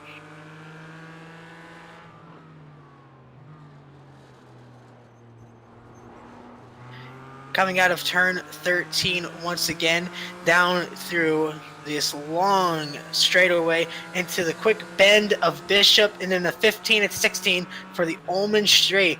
If the 718 can hold on to it, then he'll be in a position to where he can get the run to get around 25. And right now it's looking like that because he had a little bit of a wide angle going into turn number that chicane before 16. That's going to allow 17 to get all the back bumper. He has momentum. He has a toe. He's going to possibly make it the move there.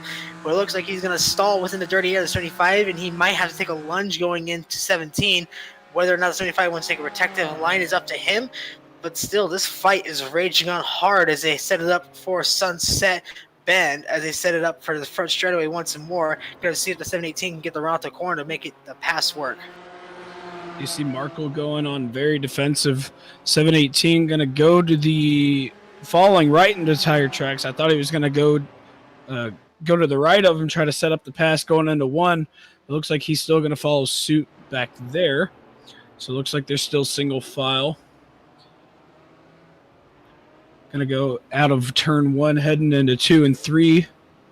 He's going to set up, shoot down the inside. Not going to quite get it there, but you're going to see it here. He's going to clear him now. Oh, it's going to be close. There it is. Markle finally just made a mistake, but he's going to get a big run through Big Ben. He gets back to the right side of Poppenhaus, and he's going to challenge him once more down to turn 7, down to the hairpin. Oh, and he moves over, but there's the crossover. I think that's a repeat of a lap before. Poppenhaus up the inside. He makes the pass. He is clear of Tyler Markle, and finally, I think this battle may be over. The BMW is so hard to pass, but when a Porsche is truly faster, I think the Porsche can set sail and start building a gap, so I'm not too concerned about that battle at this point. I think Adam Poppenhaus has a slight edge over Tyler Markle at this current point in time. Looking through the rest of the field, Resilience Racing Esports, actually, this is for position as well.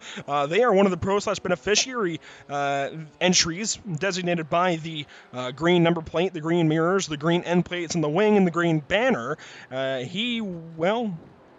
That's Hunter Reeve actually in that car from Team Hujas, but he's actually racing for Resilience Esports this evening.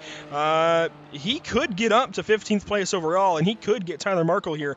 We'll have to wait and see how that all works out. Tyler, he's not quite done, but he's really overdriving that BMW right now, getting it a little bit sideways on corner exit, really driving the wheels off it and trying to do something with it. Up ahead, Dean Doucette, maybe? I think that's the first name. Let me double check on that. It doesn't feel right, actually, but it is a Doucette, that I know.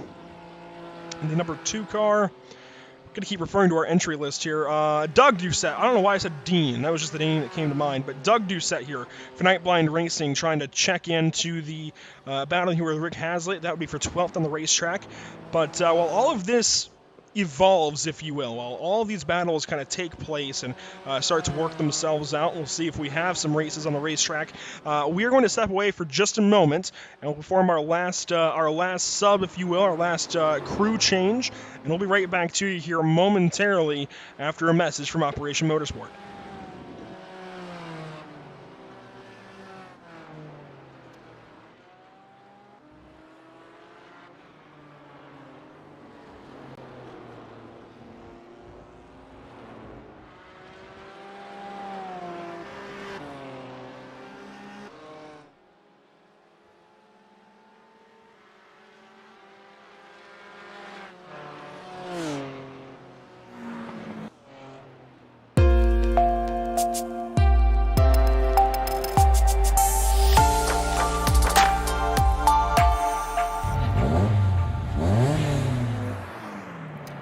On average, 22 veterans from North America commit suicide every single day.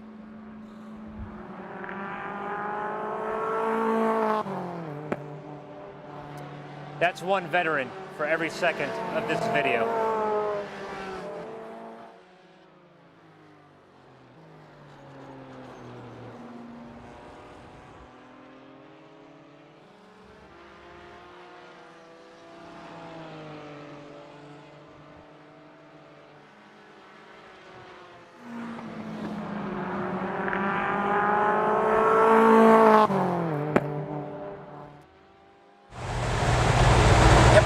Hi, I'm Tiffany from Operation Motorsport, and we're here at CTMP for CTCC, first round of our Back to Racing with Theo. Hi everybody. So I'm just going to ask Theo a couple of questions. As you can see, we are all masked up, and you'll have to pardon us. It's a little bit hard to breathe and talk at the same time. So, Theo, I know that you've done some track days at Calabogie. Can you tell me, how's it feel to be back at the track? It feels really good. Just being here, competing again, I'm a pretty competitive person. So Calabogie, the races were fun, but they're kind of like an intro to the season, getting warmed up again. This is the first real competition again. So we got a field of about 7 or 8 TCR cars, and it's looking like a good season for that. So, what's the best part about being here today, this weekend? I don't really know. No. I don't really know. Nothing really comes to mind. I really like it. It's just that whole atmosphere. Yeah, the whole atmosphere, just being out of the house again. Yeah. What did you do for the last 4 months? I finished up my what school I was doing. Finished off my semester, and then I didn't do much. I went home. I worked on the Supra project car a lot. Way too much. Still not done, but whatever. That's all right. Yeah. So, how has coming back to the track or knowing that this is what's going to happen, how's it affected your mental health? It's definitely been like a bit motivating. Kind of as a goal that I need to, keep working out, keep taking care of myself to get ready for this, so I can perform again. And it's nice to see that I am in a good place now. So you're not tired or beat up or anything? No, I can show up and do like 3 back-to-back 18-hour days, and I'm fine. And you're fine. So, good. Yeah. So you've been with Operation Motorsport for 2 years now. Mm-hmm. If you can think back, I guess upon reflection, Yeah. how has this helped you? It's definitely gave me direction, and that's the biggest thing, I think. Because coming out of the military, I was really not sure of what I wanted to do. And even though I'm still not sure of what I want to do, ever, it's definitely it gives me a way to learn and a way to progress in a meaningful way. And that's been really helpful. So has it encouraged you to try new things? Oh, definitely. Because of this racing, I started doing some go-karting last year, and I'm just about, right after this race is done, I'm going to go over to Goodwood and do a go-karting race there. And I definitely got into that because I was into this racing. What's the difference in your relationships that you would say within the team atmosphere here as to what it was like in the military? It's actually really similar. Really similar dynamic. Actually, a little less swearing on the teams. the racing guys won't believe that, but it's true. And a little less professional here, but not professional. That's not the right word. A little less stuck up. Gotcha. Yeah. So the last question I have, for me, is what's the worst part of the day? Waking up and no, I'm joking. I agree. The worst part about this weekend is that we had so much to do on Friday. It was like back-to-back sessions, 5 sessions in a day. And then Saturday and Sunday, it's like, get here super early in the morning, do your qualifying, and then sit around for 4 hours. And do nothing. So, okay. It's a little bit of hanging out. I think I'm going to take the cart around and go explore and find some more friends and say hi, do that sort of thing. So I have a question from Ron Tomlinson, and he asks, what drove you to join the military? He doesn't understand what would make you take that path, and everybody's answer is different. Yeah, I'm gonna have to think about that one for a little bit.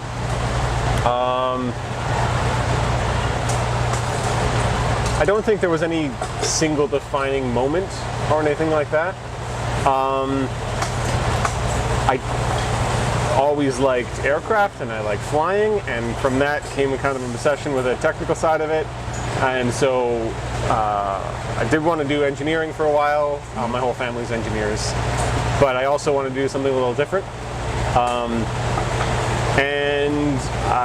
Right getting out of high school, I did a 5th year high school because I didn't really know what I wanted to do. And then I took a year off and did some other small-time jobs, and still didn't really know what I wanted to do, and kind of really wanted to get out of the house and get away from my parents a little bit and do my own thing. And the military was giving me an option to do that. Yeah. And so I already had an interest in it because of cadets and all that other stuff. So it seemed like a really logical step. So you sort of knew that was what I had said to Ron. Yeah. Maybe it's because of, some people do cadets beforehand or are in the reserves, so they sort of know what they're getting into, and some of them don't. Yeah. Okay, good. Thank you, Theo. I appreciate the time. You're welcome. Thanks for having me. You're welcome. I'll let you take that off.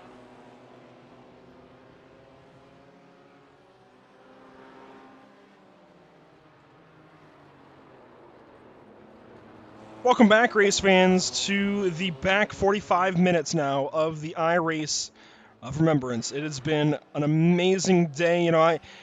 When we first started Pit Stop TV, I don't know if we ever expected to be covering a 6-hour event, let alone one of this magnitude. We've covered it all day, what this event means to so many people, and standing in place, at least to the best of its ability, of the real Race of Remembrance held at Anglesey Circuit over 12 hours as opposed to 6. Man.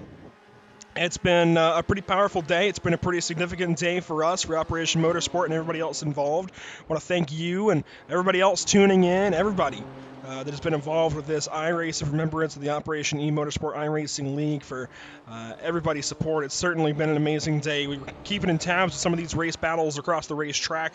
Tyler Markle for EWR Motorsports Orange was having a great battle there for a little bit with Hunter Reeve of Resilience Racing Esports.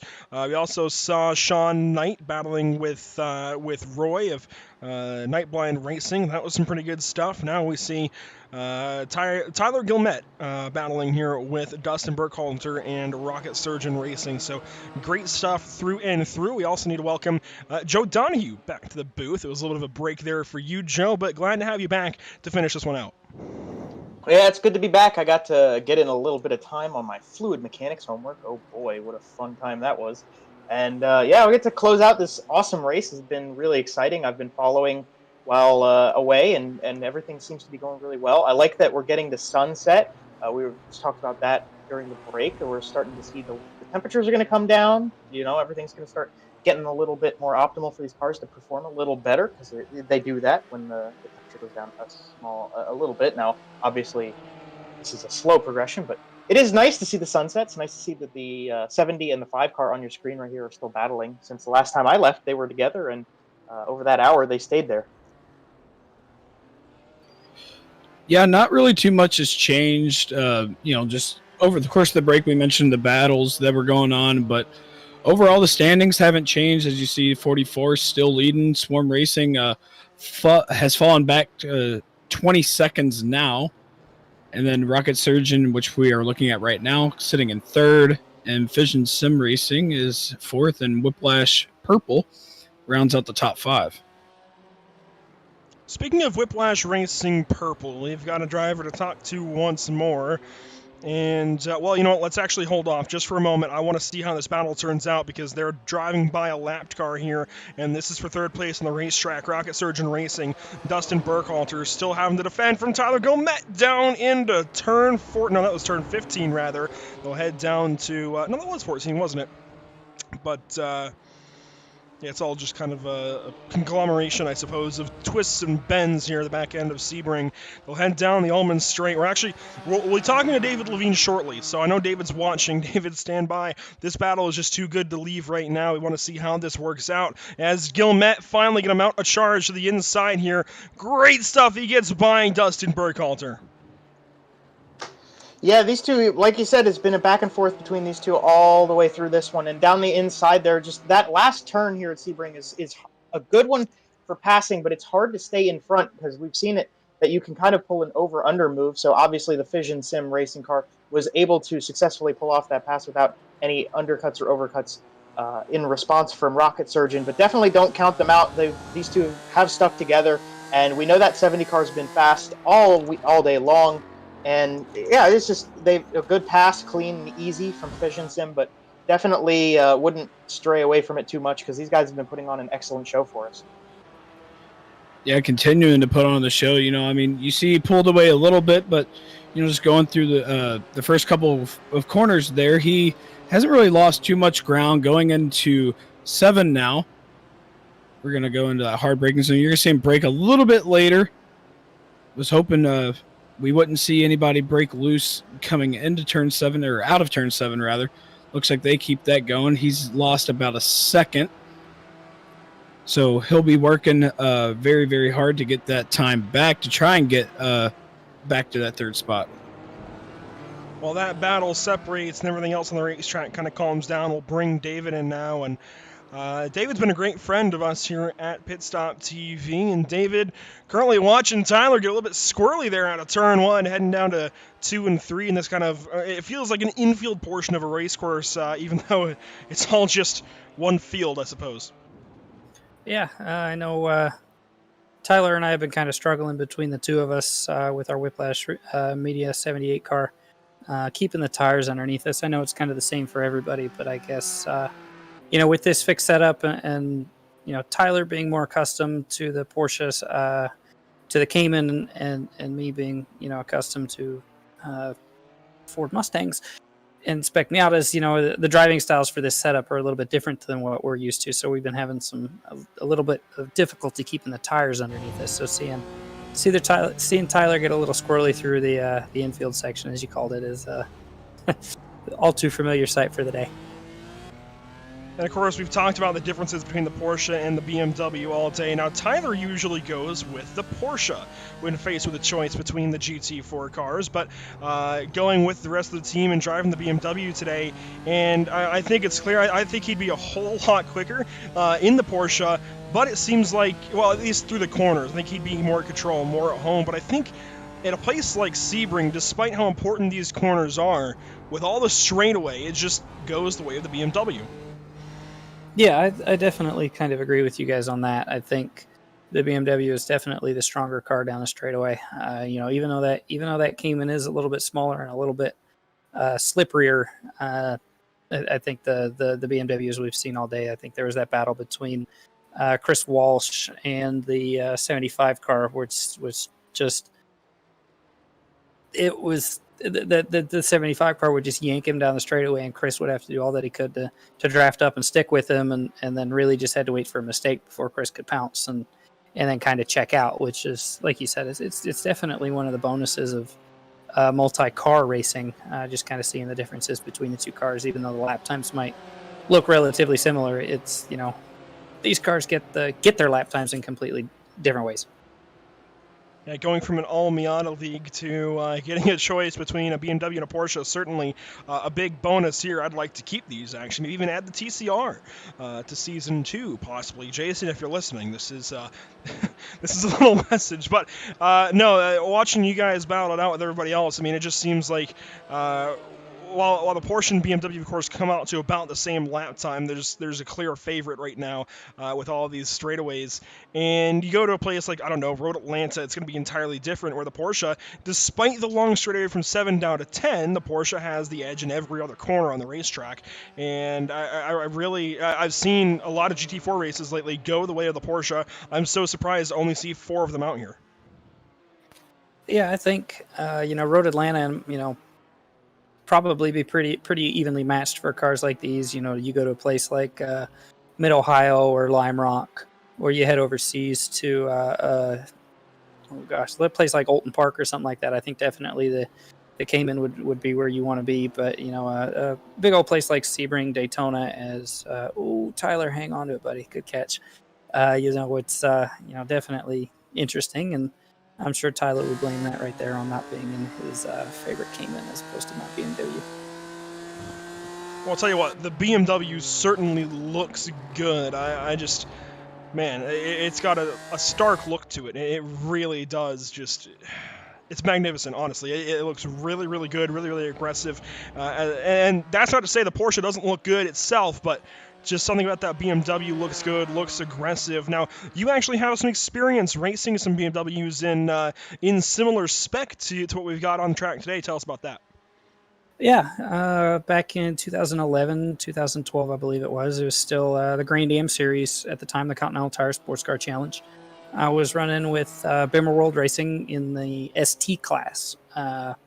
So not as much downforce, not as much mechanical grip as the M4 we've got today, not as much, obviously, aero.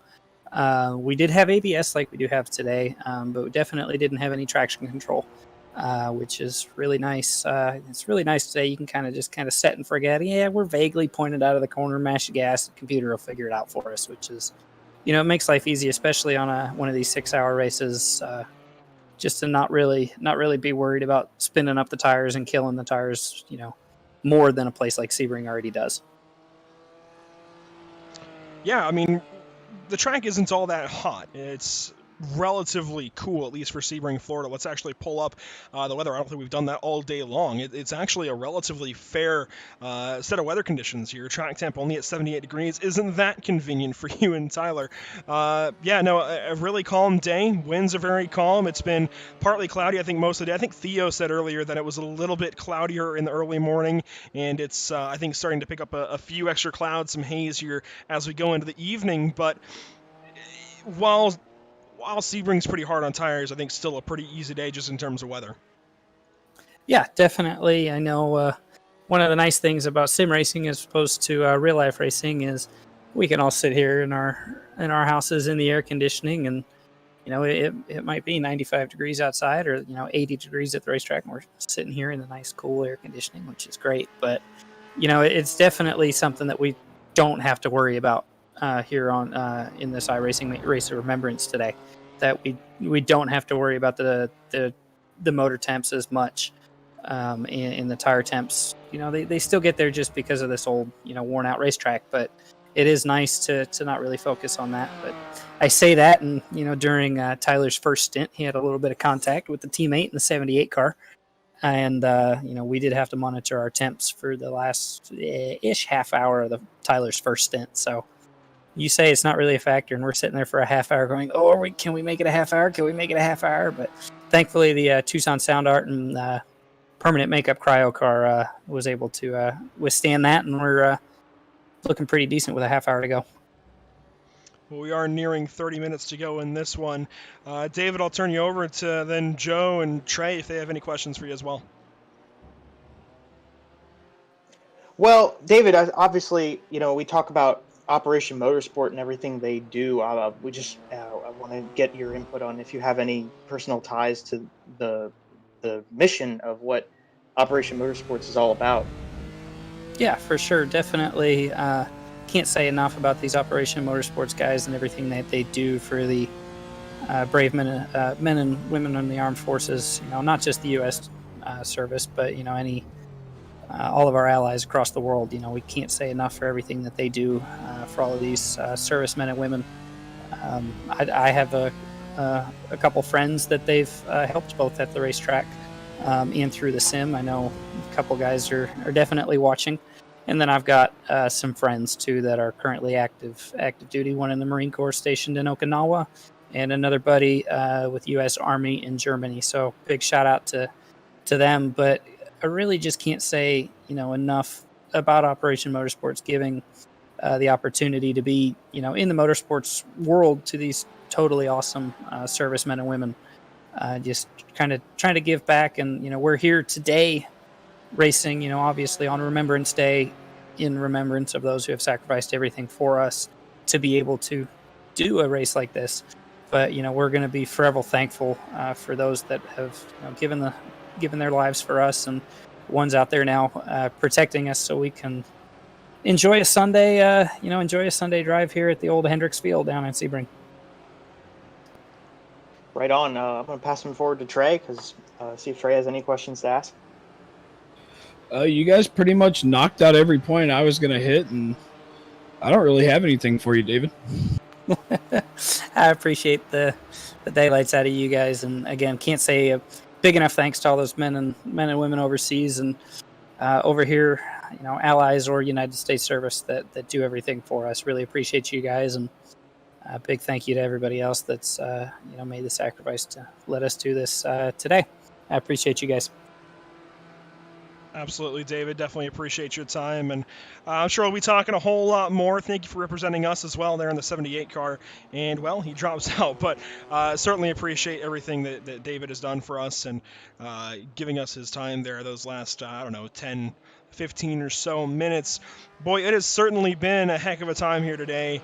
And, man, I've been saying it all day. This race means a lot to a whole lot of people, and it's a massive honor to be able to bring this to all of you watching at home, and we thank all of you watching us home at home as well. It means so much to us to be able to be involved in an operation like this, Operation Motorsport, and it's incredible, incredibly humbling, incredibly honored to be able to do this kind of thing, and it's been an amazing day so far of coverage here at Sebring. Hopefully we've done our best up here, making it look pretty good for everybody, and actually we have a chance to make it look even better because we have a battle on the racetrack. As you can see, some haze back there as we enter the golden hour just about, as Chris Walsh is actually in that 718 car now for Resilience Racing Esports and AOA Racing, and he's making a move on Hunter Reeve. Yeah, so Hunter got that run out of the corner, but the 718 is going to jump in his draft down the front stretch here, and it will wait to see if we get into the braking zone and we see a dive from the 718 right here. He looked out, but it was too quick. Has to dive back in again. 718 Porsche right behind. Coming down the inside out of the first turn, or at least putting pressure on the Beamer in front of him, but it didn't quite work out, so the 718 is going to stick in behind. These two are teammates although the 718 is a joint entry, these two cars both racing with resilience, so they're going to definitely not try to be running into each other, but a nice battle to be seeing on the track right now. Racing with resilience. I don't know if you. Yeah, this is also for position. Teammate, you're going down into turn 7. We're gonna see it gonna be tight. Coming out of a little kink and a bend there. 718 of Walsh not really getting much ground made up quite yet. He's gonna try and set it up here, going into another braking zone. He's just gonna follow in suit right behind him. Yeah, this is second place in the pro beneficiary category, so this is an important battle, actually. This is for the bottom 2 positions on the pro beneficiary podium. Chris Walsh trying to move him and his teammate Adam Poppenhaus up to second place in class, while Hunter Reeve is trying to hold himself in second place and not drop into third. So very, very important battle here between technical teammates, despite being in separate cars and having the AOA signage there on the side of the 718. We'll see what Chris can do into Le Mans, and down the straightaway we'll see if he can do anything with them. Once more, I want to thank everybody for tuning in this afternoon, and actually we're going to step away to a different battle right quick, because Gen Pop Racing's Douglas is all over the back end of Really Slow Motion Racing. Now, Really Slow Motion Racing has had a very quiet day as well. They started out with a pretty tough run-of-the-mill, actually, early on, and they have since gotten up into 6th place, so just a very quiet day, doing exactly what they've got to do and running as quickly as they can, putting themselves into a pretty solid spot. First car 1 lap down, and we cannot go away from that battle just yet, because Chris Walsh, oh my, he makes a move. He's going to look, no, he's going to dip back in behind the back end. Now he makes the big late move to the inside of Hunter Reeve. This is through turn 1, and I think he's going to have it. Out of turn 1, through the bend of turn 2, down to turn 3, another heavy braking zone for these guys. Can Chris Walsh get the spot? He's going to do it in 3. Can Hunter cross him over? No. Wow, great stuff, and that's why Chris Walsh was the pro champion. Yeah, Chris Walsh did an excellent job executing that little complex right there. You saw him into turn 1. He ran the inside line, and I was at least expecting that the number 7 would be able to carry some momentum around a higher line through that first corner and be able to keep the car going a little quicker, maybe get a run through 2 and 3. But the 718 car right down the inside, Chris Walsh managed to hold on to some speed with that car. And then through the kink, obviously the kink not as much of a factor as turn 3, where you get into a sharp 90-degree turn, and had the preferred line easily through the inside. But like Andrew said, it was whether or not the 7 car was going to make an over-under crossover attempt on the 718. But luckily for Chris, he carried a lot of momentum, and I'm actually pretty surprised he stuck that car out through turn 3, that he kept it on the racing line, because he was going pretty quickly out of the inside line of that corner. But he apexed it really nicely out of turn 3, and not only did he have more momentum than the 7 in the first place, but he also cut off the space where that BMW maybe could have gone if he had a run. So we're looking on board of the 7 car right now. We see him trying to chase down the 718 of Walsh. As we're going out of turn 16, my apologies. We're going down the straightaway, heading into Sunset Corner. As you can see, the sun is starting to set there. The glare, gosh, I don't even want to imagine. It's named that way for a reason, for sure. Right, that is definitely where they got the name. You're going to see him. He's going to try and hug that inside ground to get to that wall.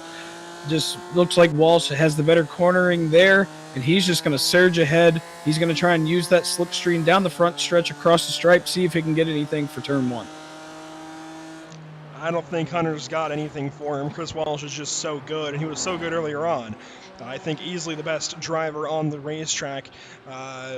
Just again, whatever happened in that first pit stop really sidelined that 718 car, has them 2 laps down, and just trying to fight back up through the field. So great pace in that 718. Even Poppenhaus is doing a great job, but unfortunately just whatever set them back in the beginning has held them back there, and not much else they can do about it. Now, earlier on, when the pass was made by Kurt Poulter for the race lead for the BMW CCA, boy, it looked like maybe, just maybe, Sean Murphy could hang on, and he actually had 24 seconds back to third place. Well, now it's down to just 8. 8 seconds.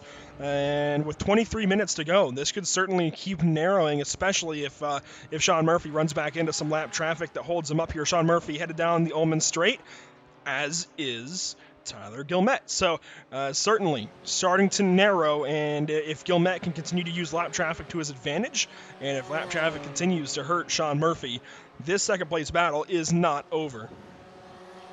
Most certainly not. And Gilmet in that number 5 machine, we've talked about that car, at least I've talked about that car with my pleasurable experience in this broadcast a lot. That team, the number 5 car, Vision Sim's just been very consistent and very strong throughout the entirety of it.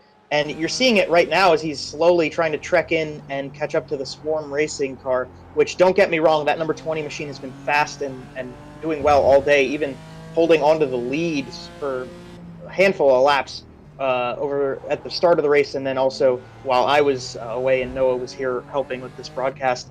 So for Gilmet to be gaining time right now, are we surprised? I don't know if I'd say we're surprised, but I'm certainly happy to see that these two closing in on each other could be making some exciting racing as we've only got about 22 and a half minutes to go. So if he can close in quick enough, we might have a nice race at the finish. So we're currently watching the onboard of the 5. We're seeing him trying to get up too close to the back bumper of that Gen Pop Racing number 42 machine. Trying to get around to him, lap traffic up in front. You can see further up in front of him. He's going to take the inside line here, going into the braking zone out of turn 8 and 9. Looks like he's going to get by, no issues there. And watch that gap at the top left, because it's now down to 7 seconds. Inside of 7 seconds, actually, for Tyler Gilmet. He is making tons of time up right now on the number 20, and it's just everything's going his way at the moment. He's got the pace to get up there. It's going to be close if he actually gets there within our time limit, of course, a 6-hour race, and it's going to come down to the last few moments here at Sebring International Raceway. Maybe not for the race win, but at least for second place. It could still come down to it for the race win, though. I mean, nothing is out of the book just yet. Anything can still happen in this one, and man, I mean, to still have 5 cars in lead lap as well after 6 hours is pretty astonishing, and I'm very happy to have such a competitive race over the course of 6 hours. I see a lot of 6-hour endurance races go the way of just being so spread out that it's hard to even follow, because everything is just spread all out over the place, and really the broadcast just ends up being hanging out. But we've had action all race long. There's been some kind of action around every turn, and this has certainly been one of the better 6-hour race experiences I've ever had, whether as a driver, a team, or a broadcaster now as well. Chris Walsh back on the assaults here of now Rick Hazlitt. These 3 Resilience affiliated cars in a row. Rick Hazlitt in for Resilience 2, Chris Walsh in for Resilience AOA, and, well, Hunter Reeve in for Resilience 1. Yeah, if you were the Resilience PR team, I would say that was a perfect photo op to get all those cars together, but certainly the 718, the Porsche, trying to get around 59 here, and down the front stretch, he looked like he got a nice run out of the corner, so maybe by the time they get to turn 1, he'll be able to put a pass down on that car. But it's been running pretty smooth for these Resilience guys. They've had a up and down day. They've had some issues of their own in their own right for each car, but at the current moment, they're all at least running pretty solidly, and that's what we really want to see at the end of this race. You want to talk about making passes. You see them, they're getting really, really tight right there, coming up through, I think this is turn,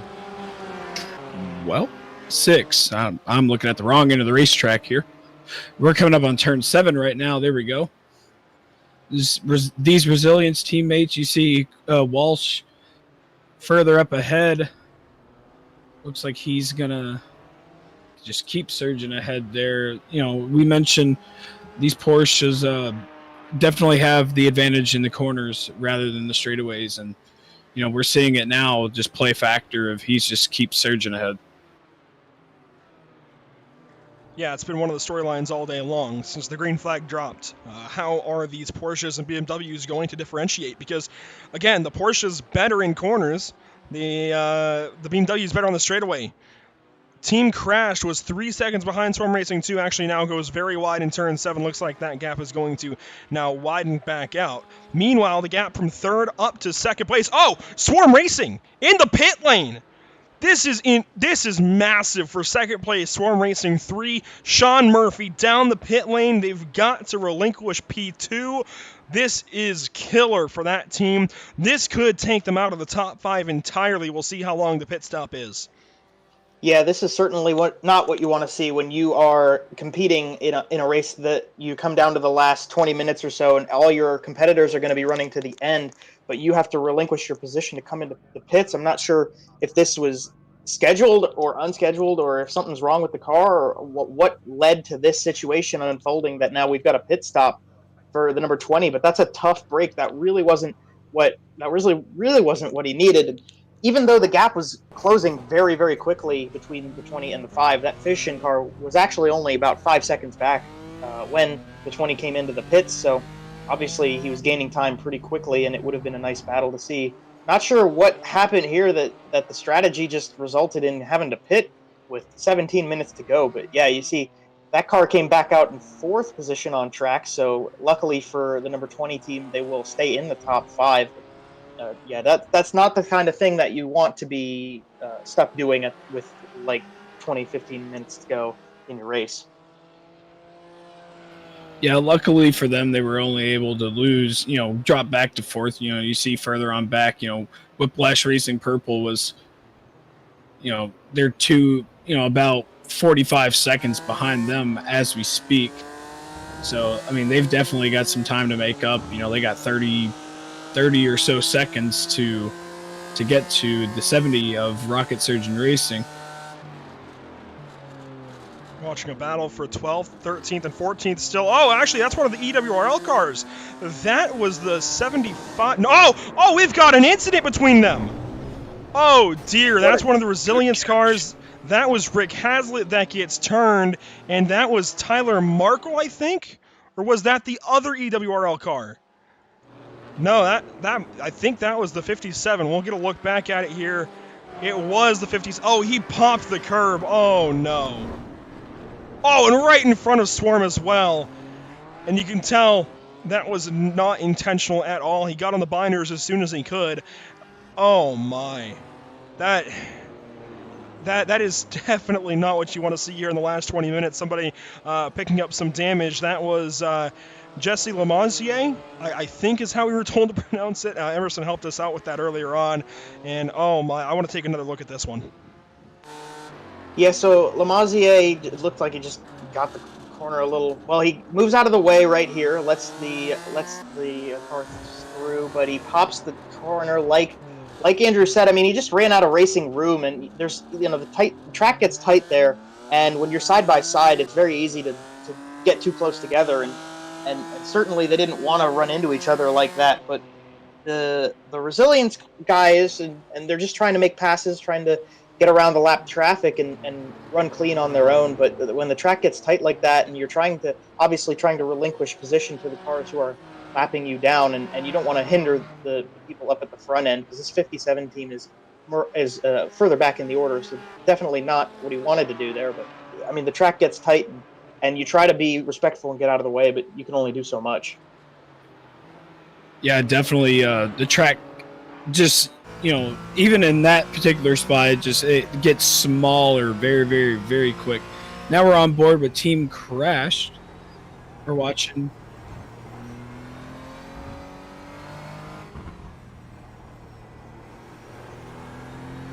Oh, the gap ahead now. We're on board with him, looking up to Swarm Racing, trying to go in and take that 8th position away as we go into turn 7 now. He's going to get onto the brakes a little bit later. He's going to hope for a bobble. Doesn't look like anything's happened there. Really good corner for him. We're going to go out of 7 through 8, up through 9.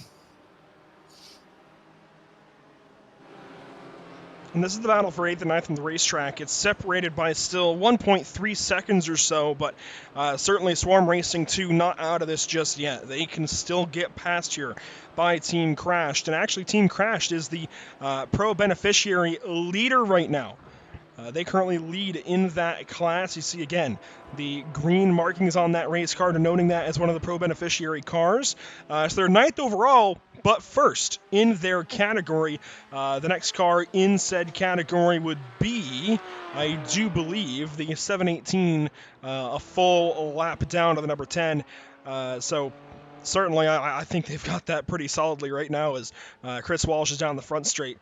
Checking back in with the race leader, though, 34 seconds now back to Fish and Sim Racing. This 44 is looking pretty stout.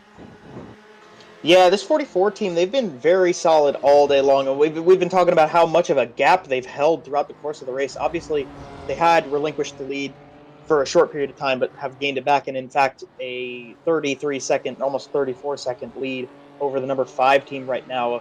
Pretty smooth sailing for the 44 team. And obviously, coming to the checkered in a little under 13 minutes. If they lead it to us, it'll be well-deserved. They've put on a Class A performance, putting that car up at the front end of the field and keeping it there, staying smooth and clean and avoiding any sort of threat from their competitors behind them. But at the same time, I don't want to give them the commentator curse. There's still 12 and a half minutes to go in this race. Anything can happen, certainly, and very often does. But for the time being, so long as the 44 team can keep that car in good shape and run it out to the finish with little aggression and be smart with that car, we could see Kurt Poulter, Matt Kalish, and Dave Hines at the end standing on top of the podium. We're on board with our current leader. You see him going through turns 3 and 4 right now, on board, going through some lap traffic, coming through turns 5 and 6 here momentarily. Going to hit up turn 7 here now. You know, as you mentioned, he's pretty much just going on a Sunday drive. Got 35 seconds to the car behind him. Just got to really keep hitting his marks and worry about what's in front of him. But other than that, I don't think they have anything to really worry about right now. Yeah, just watching things play out right now, and he's got a lapped car ahead. That's the number 2 car of Roley for Night Blind Racing. That's up ahead of the 44, but just smooth sailing at the moment, and there aren't too many battles on the racetrack, but one that is shaping up is with Team Crash and Swarm Racing 2. Theo Brolsma trying to gain an extra spot here before this is all over, and that's not the battle. There it is. You see the Porsche of Theo Brolsma trying to get one more spot. That would be for 8th place on the racetrack. That's really the only battle that's shaping up at this point. Everything else is pretty well sorted out, or lead lap cars, passing lap cars, or what have you. So as we come down to 10 minutes to go, of course, we've been talking about each of these battles and each of these drivers, each of these teams getting pretty competitive. They all want to finish first. However, when you boil it down, this race is all about one thing, and that's remembering those that we have lost, those servicemen and women who have given it their all and made the ultimate sacrifice. And there's no easy way to sum up what this race means to everybody out there watching. We appreciate everybody tuning in. We appreciate everybody from Operation Motorsport, Recaro, Sebring International Raceway, Mobile One, Redcom, everybody doing so much to make this thing happen, and it's really gone off without a hitch. This event had a lot going into it. I know maybe not the amount of entries that Jason and everybody else wanted to see. I think we wanted to fill up this field, but at the same time, it's almost been the perfect amount of entries. This has been an amazing race with 22 cars out on the racetrack, and isn't that a convenient number as well? 22 rather. Yeah, absolutely. That 22 standing for a very important number. The 1 in 22 veterans who come home and have problems and struggle to regain a place in life, and unfortunately we see them take their lives sometimes, and that's really a shame. But Operation Motorsport is out here trying to fix that, trying to bring that number down. I forget, I think it was either Emerson or Noah said earlier, try to get that number to 21 and then to 20 and so on down to 0 before. That was Andrew's line. So it was Andrew's line who said that, but absolutely agree with the idea. And obviously Operation Motorsport is out here trying to raise awareness of that, and that's what the race is all about. And even though maybe we have 22 cars, I'd be very satisfied to see 22 teams of people coming out to compete in something that's much larger. Whoa, look out, getting loose in front of the number 10 car. the Swarm Racing machine there. But yeah, for what this race stands for, obviously, all these people coming out to support it is a big deal. And in terms of supporting Operation Motorsports, definitely we want to remind everybody that the website operationmotorsport.org has a donation link. It would be just Googling operationmotorsport.org/donate. If you feel so valued and moved by this race, and you feel like you want to try to help these guys, give our veterans an opportunity to reassimilate and learn, experience a team mentality that they're very comfortable and accustomed to in the military, in our regular society again, and work them back into learning new skills and meeting new people.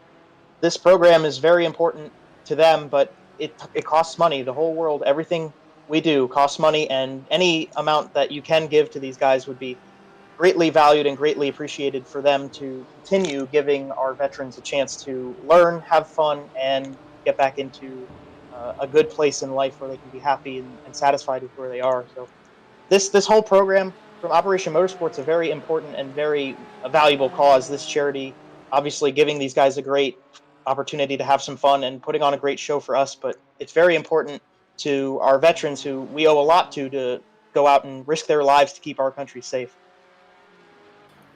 Absolutely, I couldn't have said it any better myself. Going into this race, I mentioned earlier, I didn't really know much about Operation Motorsport until last night. I looked them up so I could figure out what I was getting myself into, and then I realized what they were doing, what their cause is for, their outreach program. And then as soon as I saw there's a donate link, I went ahead and I'm donating monthly now, because I want to help these people, because I know people that have been in combat and suffered from PTSD, and I want to be able to help others that know people that experience that and help them reassimilate back into society. But nonetheless, we are still racing. We got about 6.5 minutes left. This battle's still heating up.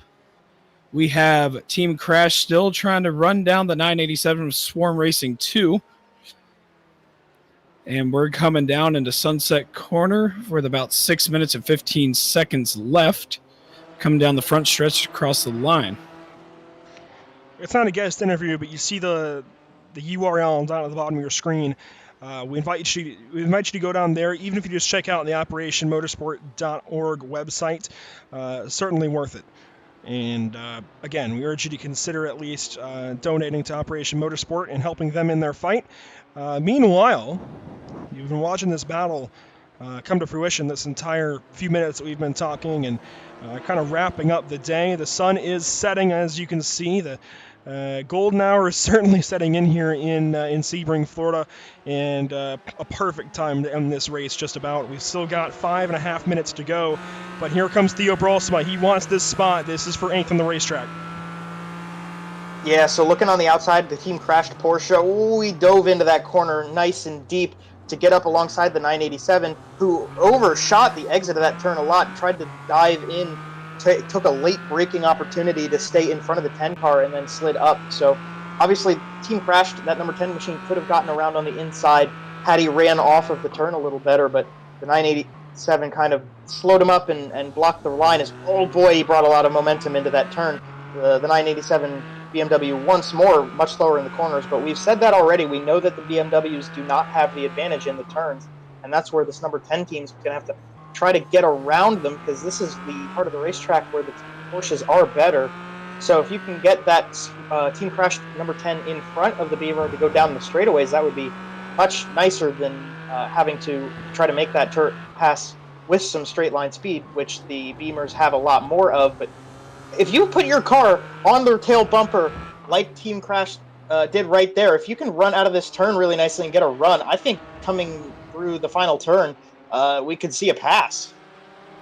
Yeah, if he does one of those over-under techniques, that we've seen people do throughout the course of the race, I think he might be able to get it. He's very close. He's going to have some slipstream. You're going to see him dive out.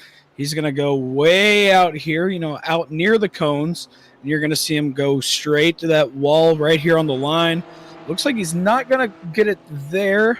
He's going to fall in suit and try to set it up for turn 1.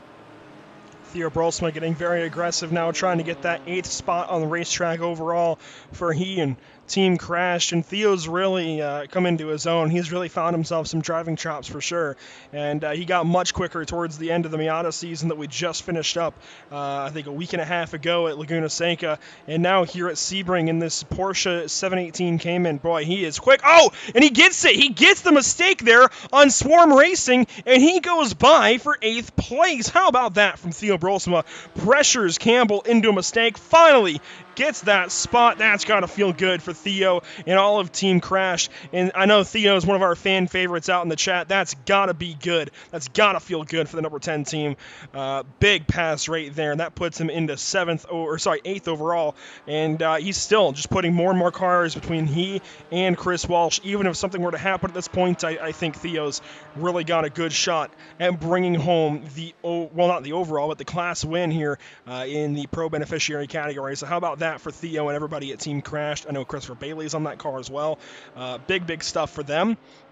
Meanwhile, up at the front, we can't forget the fact that BMW CCA Club iRacing is getting ready to put together one of the best 6-hour drives that I've seen. Yeah, like we've been saying, they've been very clean. They've been keeping their nose clean and running their line very easily and not having any real threat over the course of this race. And that's enabled them to just be smooth and keep their wits about them. As you see, maybe a little bit of aggression right there through that turn, but the wits and the patience that it takes to get through a 6-hour race in the first place is something to be appreciated. But for them to be outclassing so many other cars so much, and obviously we can't take anything away from the rest of the top 4 and 5, especially for the Fish and Sim team, the Rocket Surgeon team, Swarm Racing, and then of course the Whiplash cars. Everybody's been doing a very good job, but obviously if you can't keep up with them, they're gonna gap you, and that's what we've been seeing. The 5 teams slowly gained about 3 seconds back within the last 10 minutes or so, but obviously 3 seconds in 10 minutes with only a minute and a half remaining, you're gonna have to pick it up a little bit if you want to get it from there. But 44 team just definitely has shown a lot of class and a lot of skill to keep that car so far ahead the whole 6-hour race. With about a minute and 15 seconds left, we see the 44 car cross the stripe going into turn 1 for one of the final times tonight. He's put on an absolute clinic. This whole team, it's been a team effort. You know, as we mentioned, Fish and Sim Racing about 31 seconds back. No contention at all. All he's got to do for this final minute is just hit his marks and bring it home. And let's just talk about the effort put forth by Kurt Poulter, Matt Kalish, and Dave Hines. They have had some amazing laps out here. They've done everything they've needed to do so far. And I think for 40 seconds more, I think this 44 car is looking pretty stout, and they've just got to cruise home. They've got 30 seconds back to second place. Just what a run from this whole 44 team for BMW CCA Club Racing. This is just great stuff. They're going to lap the EWRL Orange entry, the 75 car, once more. Going to go on by him, and just still amazing stuff here from everybody, especially Kurt Poulter, I think the strongest driver in this car, and showing why he was given the start and the finish. I think we should be coming to our white flag lap here momentarily as time expires. You see 5, 4, 3, 2, and 1, and time has expired here, and this may be the final lap. We'll see if it ends this time around or the next time around. iRacing's kind of tricky in that, but I believe this will end up being our white flag lap. So I believe this is the final set of corners, the final time that the 44 car and everybody else will go through these corners right here, down to Le Mans, on board with him, and just trying to capitalize and finish out an amazing run. You see the sunset up ahead. Again, going to finish this race in the aptly named Sunset Bend, and boy, going to be a perfect way to finish this one out here, looking off into the sunset and watching this 44 car win at Sebring. All they've got to do now is exit turn 17 for the final time this evening into the iRace of Remembrance, the first iRace of Remembrance. It's going to be BMW CCA Club iRacing with Kurt Poulter behind the wheel winning at Sebring. They have done it. I do believe that is race over. So the number 44 team, BMW CCA, has done it. It's some 30 seconds back to Fish and Sim Racing. Want to now check in on our leader of the. Well, I think is he still ahead? I think he's still ahead. I think he's still got to finish his lap. I'm sorry for not knowing how to speak there from him, but Theo's got to finish this lap out. He's still got to go back around, and he's got to finish this out for he and Team Crash to collect this pro beneficiary win. Yeah, he does have to go around one more time, but we're not 100% sure if the second place car in the pro beneficiary class was behind or in front of the number 44 machine, because if he was behind the BMW CCA car, then he obviously would have gotten the checkered flag by now, and all Team Crash would have to do is just run it back to the line. But obviously, no matter which of those two scenarios it is, this 10 car is going to have to, still put in a lap and get back to the checkered flag. But obviously, it's been a good performance from that 10 team to stick it out. We saw that nice little battle, too, between Swarm Racing and this number 10 Porsche for a little while, that obviously then the Porsche won out. But he's coming through the last set of corners before he can get onto that long backstretch to bring him through the last portion of the circuit. And just a Class A performance by that team to keep this car in contention and then continue forward, being patient and putting it in a position to win the class. Definitely a driver and team effort. They had an up and down day. Earlier on in the race, I pointed out they actually missed. I think it was turn 6, and actually went into the tire barrier. So they had a little bit of damage. I don't know if that got fixed or really hindered much of their performance, but nonetheless, they brought it home 8th place and a class win. Yeah, they were going to exit Sunset Bend, and that is it for Theo Brolsma. Theo Brolsma collects the race win for Team Crash. That is huge for Theo as well. He put together some pretty good runs there at the end of the normal league, and for him to come around and collect the class win for Team Crashed and everybody else. I know Christopher Bailey on that car. I believe they had a third driver as well. Let me check on that. Travis Hill as well in that number 10 car. So big stuff. Big stuff for that number 10 team. And really incredible to be able to see them collect that class win. That means a ton. And again, it's just so cool to be a part of an event that means so much to so many people. And I know that's going to mean a lot to Theo and everybody else over there at that number 10 team. Yeah, I mean, we talk about the guys who ran in the open class, and obviously the open class winner was the overall winning team today. But when you talk about the pro and the beneficiary guys, you talk about the guys who really gain from Operation Motorsports and getting the opportunities to put some purpose in their lives and have a team of people supporting them and enabling them opportunities to do cool things with race cars and just be a part of society, which, like we've talked about all day long, is something that a regular person that isn't necessarily affiliated or experienced with the military and reassimilating back into a standard environment and a standard society, that's the tough part. And so for Teo, obviously he had served, and we're very appreciative of him doing that, and then getting the chance to come out here and do this. I think this is what the race is all about, and this is the feel good moment for everybody is those guys getting to come home and spray the virtual champagne on the virtual podium. Absolutely. Couldn't have said it any better myself. What an absolute show these guys have put on for us tonight. Hopefully, we will be able to do another one of these next year if they are, assuming COVID is taken care of by then. Hopefully, they'll be back on the racetrack, on the real racetrack soon, and I'm going to be looking forward. Hopefully, I'll be able to be more involved with Opmo after this. I've had a fantastic time. Yeah, it's you guys mentioned learning about Opmo throughout the evening last night, researching before this race, and going into today. That's the goal, right? To educate people. I've educated myself, and hopefully a ton of viewers about Opmo, and that's the big thing, is being able to reach an entirely new audience and teach more people about Opmo and what they do. And you see, they've gathered here on the front stretch. Pretty cool to see these guys gathering on the front stretch after an amazing race Again, just a really, really cool event. We're going to step aside. We're going to get ready for some post-race interviews. Do not go anywhere because we've got post-race coverage here on the other side. And boy, this song that's going to take you to break is actually called "The Stars Align." I think that fits perfectly for the day that Team Crashed had.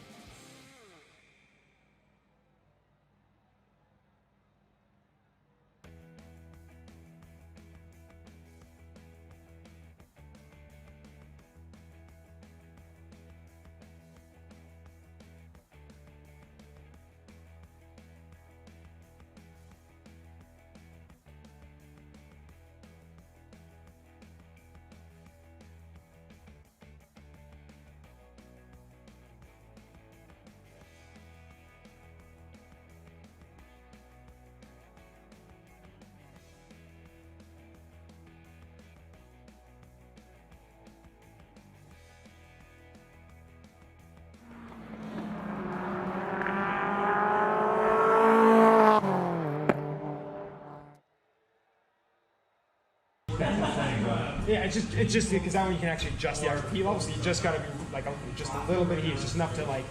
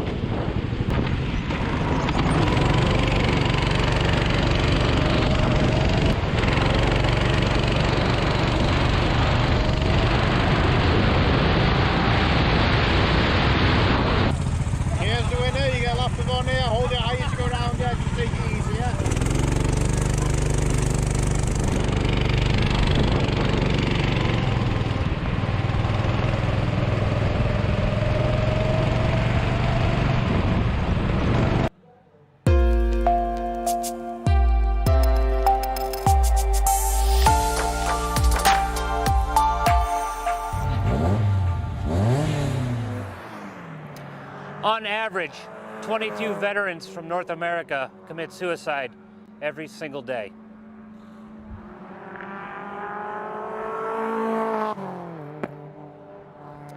That's one veteran for every second of this video.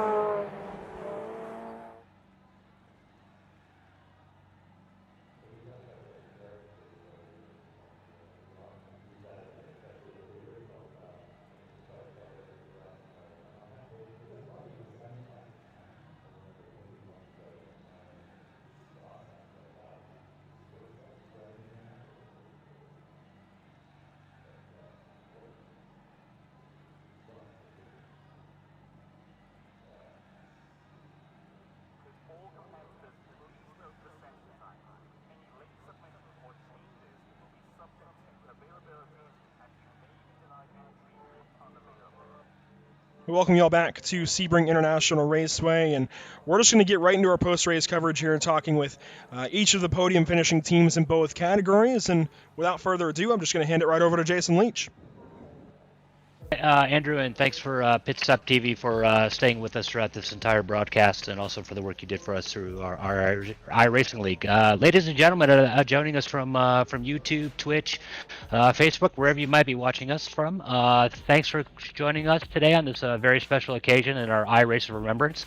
We're going to go ahead and move into the virtual trophy presentation. So first up, we're bringing in in the open class, the BMW CCA Club Racing Team. They finished P1, consisting of Kurt Dolter, Matt Kellish, and Dave Hines. Guys, hey, congratulations! You guys were a late entry into the race here the last couple of days, but boy, you guys really showed that you came to compete, and you brought your A game with you. So congratulations on taking the top spot today in the open class. Thanks a lot. Appreciate it. Yeah, thank you so much. First of all, we got to say this was a great event. This was a great race. Thanks for putting it on, guys. Hey, and Dave, do you have anything you'd like to say?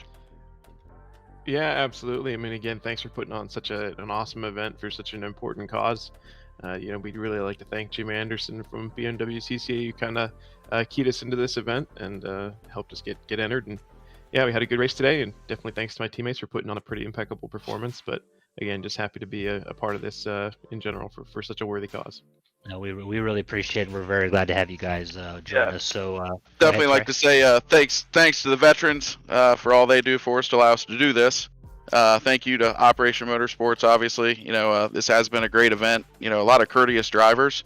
It's the first time for our team, driving with you guys, and everybody's very courteous, and it's just a great time. Also like to thank HIP Motorsports, which is Jim Anderson's company. He does a lot of sim. He has a sim studio. So if you're looking to, train up on simulator time, he can help you out, and it's hipmotorsports.com. Hey, well, again, congratulations on P1 today. As part of the prize package, we're going to be sending you guys each a nice little plaque, little 3D map of Sebring Racing, along with our unique livery and sticker decal that we put together for this event. So we're going to get those in the mail to you guys soon, and hopefully you find a special place for them in your office, in your home somewhere, where you can look back and think about this day. Thank you very much. Thank you so much. And Okay. if anybody's excited about driving the BMW M4 like we are, you can go to bmwccaclubracing.com/iRacing. The three of us are involved, and we put on 20-minute sprint races just for the M4 under the BMW CCA banner. So come on out. Awesome. So I'm sure we'll have some people to take you up on that. So again, congratulations on P1, and we're going to move on to the next team. Thanks so much. Take care, guys.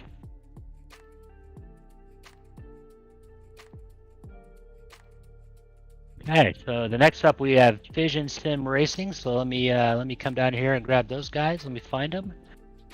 So we got Tyler Mente, and looking for Cameron Tucker. I don't see Cameron here with us. You got him? Okay, and then we're looking for Dean Cox as well. There's Dino. Okay, guys, so I think we got the team from Vision Sim Racing here. Tyler Guglielmente, hopefully I got that right. Cameron Tucker and Dean Cox. Hey, guys, congratulations on finishing second place today. You guys, again, definitely gave the BMW guys a run for their money. And just a great race overall, especially over 6 hours of this event. So congratulations. Thank you so much for hosting the event. It was an amazing race. A lot of great competition, real clean. Yeah. It was a really great race, really great event. Just in general, really run well. It's a lot of fast teams in here too. That there definitely was. I mean, when I looked across the competition and everybody's iRating and skill set, it told me we were going to have had some good competition today. Looking at the practices over the last couple of days, definitely at times we're all within very close to each other. So really appreciate the clean competition and how you guys did everything today. And Dino, I'm going to kick it over to you if you got anything you'd like to add. Oh yeah, I just want to thank Tyler first of all, because he was the one that brought my attention to this race. As soon as he mentioned that I wanted to take part, having military in my family from my past, long way back. But yeah, it was something that I wanted to take part in, and I feel honoured to have done it. It's been brilliant. The racing's been great, like the guys said, and Tyler's last stint was absolutely epic. That's awesome, man. So again, congratulations on finishing P2 today. We're going to get some nice plaques put in the mail and shipped off to you guys, just so you've got something, a little memento as a thank you, but also as a way to say congratulations for your finish today. And hopefully it finds a special place in your office or your home where you can look back on this day and remember your accomplishments. Definitely. Thank you. Thank you. Jason, and thanks Pit Stop TV for the broadcast. Yeah, awesome broadcast. Couldn't agree more. Great. Well, you guys enjoy the rest of your evening, and we're going to move on to Rocket Surgeon Racing. All right, y'all have a great night. Thanks, all right. Okay, so now we're pulling up Rocket Surgeon Racing, consisting of Dustin Burkhalter and Paul Lindsay. So Rocket Surgeon Racing took third place today. And guys, amazing turnaround and to come up onto the podium in third spot, especially after that first. I wouldn't even think we had just taken the green flag, or it wasn't even that. It was still a pace lap, wasn't it? When you guys got spun. Yes. That was hard to take, but it was a fun fight back. Oh. Dustin, you're I don't think you're any stranger to talking to the Pit Stop TV guys or up here on the YouTube broadcast from our iRacing League. So, congratulations for the drive you put on today, you and Paul. I mean, you guys definitely showed that you came to contend, and being the first two-person team within the open class to finish the podium, you guys had to put in a little bit of extra work compared to the BMW and CCA Club Racing team and the Vision Sim Racing, where they had 3 drivers. So, how'd everything go for you guys today?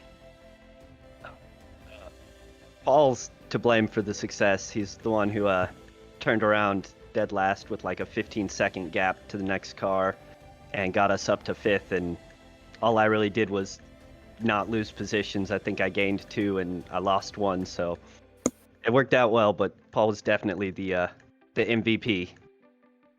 Wow. Again, congratulations on the third place finish. We've got a nice little plaque we're gonna get in the mail to you guys. Something to remember this particular event, and hopefully it finds a nice place up on your wall somewhere in your house, in your office, where you can look back and remember today. Thank you. Thanks, Jason. Okay, guys.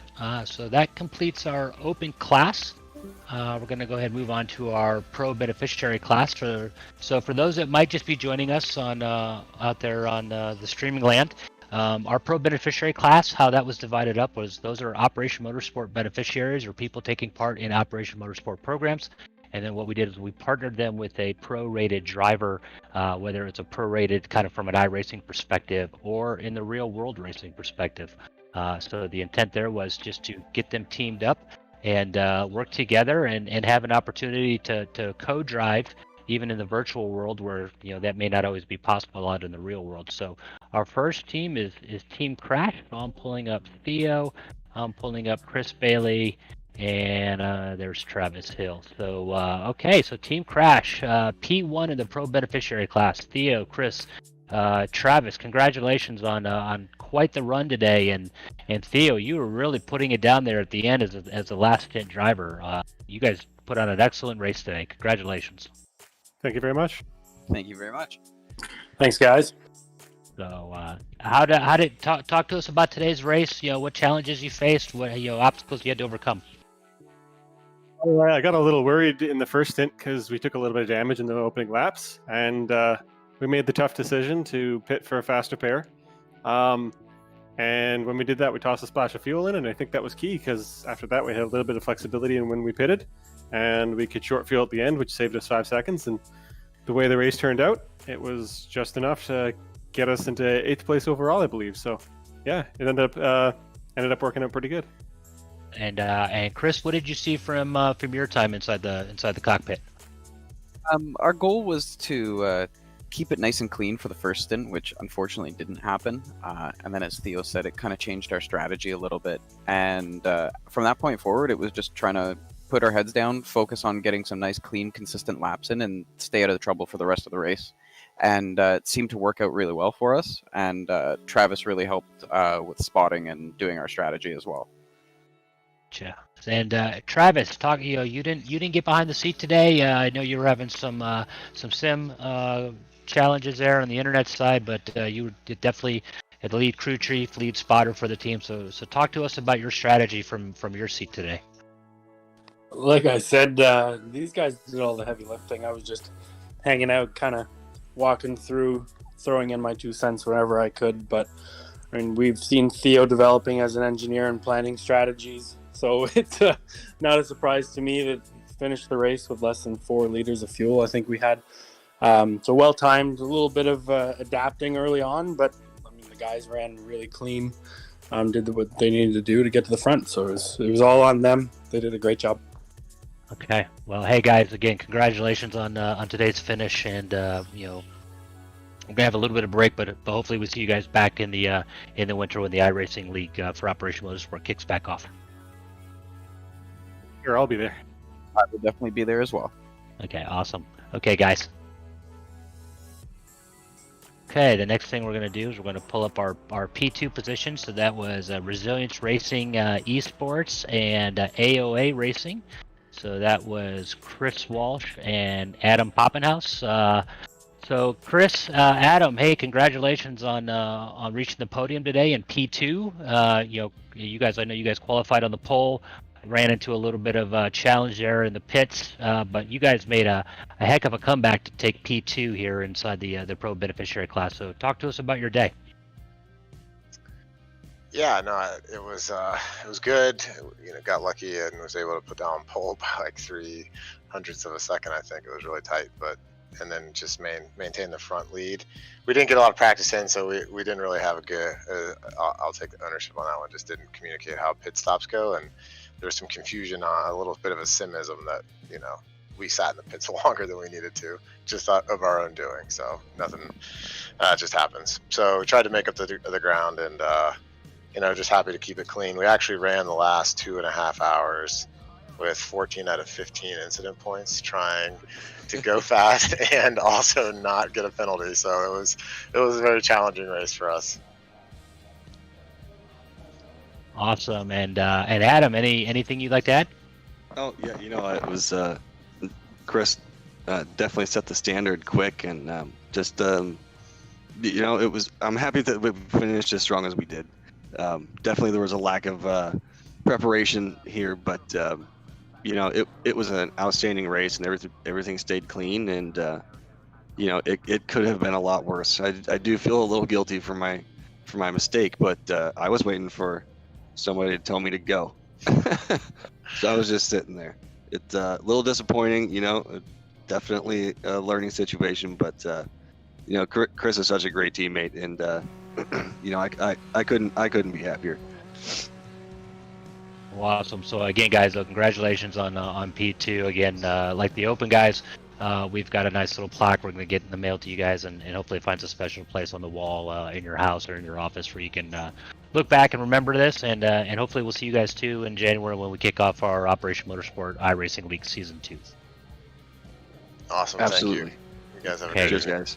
Have a good evening. Okay, and last but certainly not least is in our pro beneficiary class is Resilience Racing eSports Team Number 1, which is John Winker, Hunter Reeve and Evan Smith.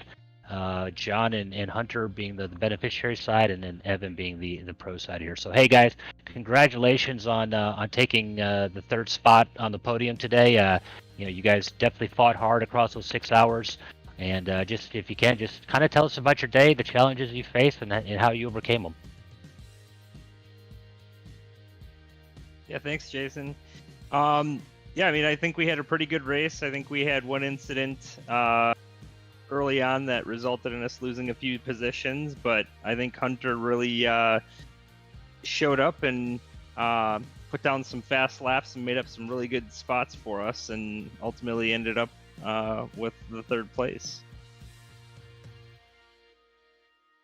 Okay. Evan or John, tell us about the challenges you faced and kind of how your day went and how you guys work together as a team. I'll chime in. First of all, I want to just thank everybody at Operation Motorsports and John and Hunter and everybody at Recaro and who got involved with this whole thing. It was a pleasure to meet everybody and to be a part of this cool event. It was fun driving. I set us back with a little mistake, but Hunter picked up the pace and got us back on the podium. So I just want to tell everybody thank you, and especially thank you to all the wonderful servicemen and women who do such a great job out there. Appreciate it. John? Yeah, can you hear me? Yeah, we can hear you. All right. Yeah, I mean, I definitely would like to thank some of our sponsors, Skip Barber Racing School and Redline Oil, helped make this possible. And, again, thanks to Operation Motorsports. I mean, we've been having a great time participating in the league races that you guys have been putting on. And, it was an absolute pleasure to be able to participate in this race. And it was great to be hooked up with Evan and meeting Hunter through the league and have him drive for us was great. Again, you guys put on a great show, great endurance today, and really glad we got you guys linked up. I know this was a last minute kind of connection here with Evan, but you guys definitely showed that it was a good team dynamic from the get-go, and to finish where you did is a testament to that. So again, congratulations on third place, and we're going to be getting a nice little plaque out to you guys in the mail here soon, and hopefully it finds a special place in your house or your office where you can kind of look back and think about this event. Yeah, we're looking forward to it. Okay, guys. So you guys have a good evening. I'm going to kick it back over here to Pit Stop TV. You guys put on a great show for us. Greatly appreciate it.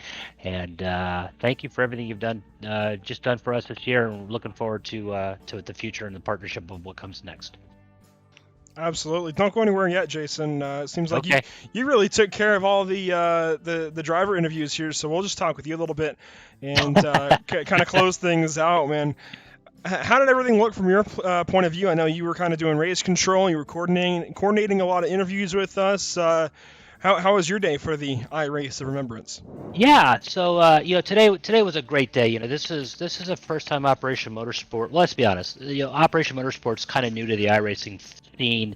Just having come into it because of the whole COVID stuff. And one day Diesel and I and Travis even were kind of talking. And it was like, hey, what if we did this? Put on this iRacing thing. It seems to be catching popularity, and let's see if we can get some interest in it. And it took off. So we started off with about 6 practice races. And then turned into a racing league. That's when we found you guys to help broadcast. And then once we figured out that we kind of held on to hope that the Race of Remembrance at Anglesey was actually going to go off this weekend. Obviously it didn't because of COVID, but Diesel and I were talking, and he challenged, hey, what if we did a virtual Race of Remembrance? And we thought about it and said, haven't done endurance racing yet. I really don't know what I'm doing, but let's make a go of it. And today was the end result. We reached out across multiple social networks just to try to culminate and find drivers, called in favors, sent emails, begged, borrowed people to kind of come join us. And what you saw today were 22 teams. I think we're 51 some odd drivers, 2 from Hungary. I mean, I don't even know how the hell Hungary found out we were doing this. And my concern as the race director, as kind of the admin guy here, is I want to put on a good event for our beneficiaries and the people coming on board. And most of these people I don't know. So, not anybody could join the league. They had to apply and then be accepted into it. I looked at iRatings, I looked at licensing, I looked at experience, because at the end of the day, my goal is to put on a clean, fair race where, again, today's event was more about the remembrance ceremony and the video broadcast at the beginning of the race than anything else. And that's what the Race of Remembrance is all about. The real world Race of Remembrance, it pauses on Sunday morning, and at 11 o'clock in the morning, everybody comes together, and there's a virtual, or it's a real memorial ceremony. If you're military, you're asked to don your uniform. If you're a veteran, you're asked to don your headgear and your medals. And we just get together as a form of remembrance and healing. And to witness that in person last year for the first time was a moving event. And when you see race car drivers and crew members, and everybody's got a tie to the military community, whether they, most of them having served, most of them having lost or seen the effects of military service can have, mentally and physically on people. That's a tremendous moving thing, which makes you realize why we do what we do to reach our veteran community, because everybody struggles with transition, whether it's under your own accord or whether you're being forced out because you're no longer deemed by the military, at least, fit for duty. And we all go through it. And in order to have those common bonds with people and know that you're not alone, that's a pretty powerful message, and that's a pretty powerful reminder. And frankly, we have some people with us that are still with us today because of groups like Mission Motorsport, groups like Operation Motorsport, or the number of other veteran advocacy groups out there that reach out for the good of the veteran or the good of the military member. So again, my goal was to put on a good event. The drivers are the ones that really can control that. I can only write so much or email so much or give people my opinion and my ideas on how to do things. It's up to the drivers at the end of the day, though, to respect each other on the track, give each other racing room, but still be competitive. And I think you saw that. And the feedback we've gotten from multiple drivers today was how professional everybody was with each other, how courteous they were of each other, but they were still racing each other. And nobody was dive bombing. There was no malicious intent out there. And at the end of the day, that's my goal. And probably the biggest thing I worried about, because I didn't know much of these guys, but they definitely proved my concerns were not needed or valid, and I probably could have just slept in this morning and let everything run on autopilot, and the results would have been the same. Yeah, this event certainly went nicely. And you say that you can only write so much, email so much. Let me tell you, he definitely emailed us a lot. But hey, the payoff is that we have this good of an event. There we go. It all went off without a hitch. I think there were maybe 2 hiccups early on, and then it was let's just go racing, and it was a great time. And again, the big theme was we are here to remember, and we are here to celebrate to the best of our ability and honor. And it certainly is. Every time we have one of these broadcasts, man, when we get to the end and start talking about the meaning behind all of it, it does legitimately start to give me allergies. We'll say that. No, it brings a tear to my eye, and it gets me a little bit choked up every single time we talk about the meaning of it.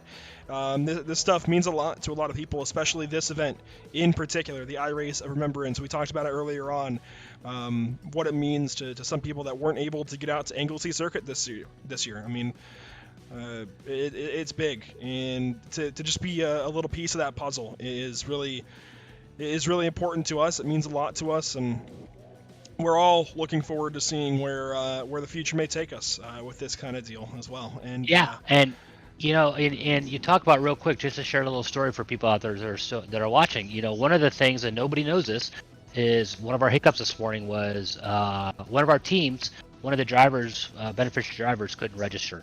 And his team member hit me up this morning and said, hey, so-and-so couldn't register this morning, and I've already registered, therefore we can't compete because they didn't meet the minimum driver side.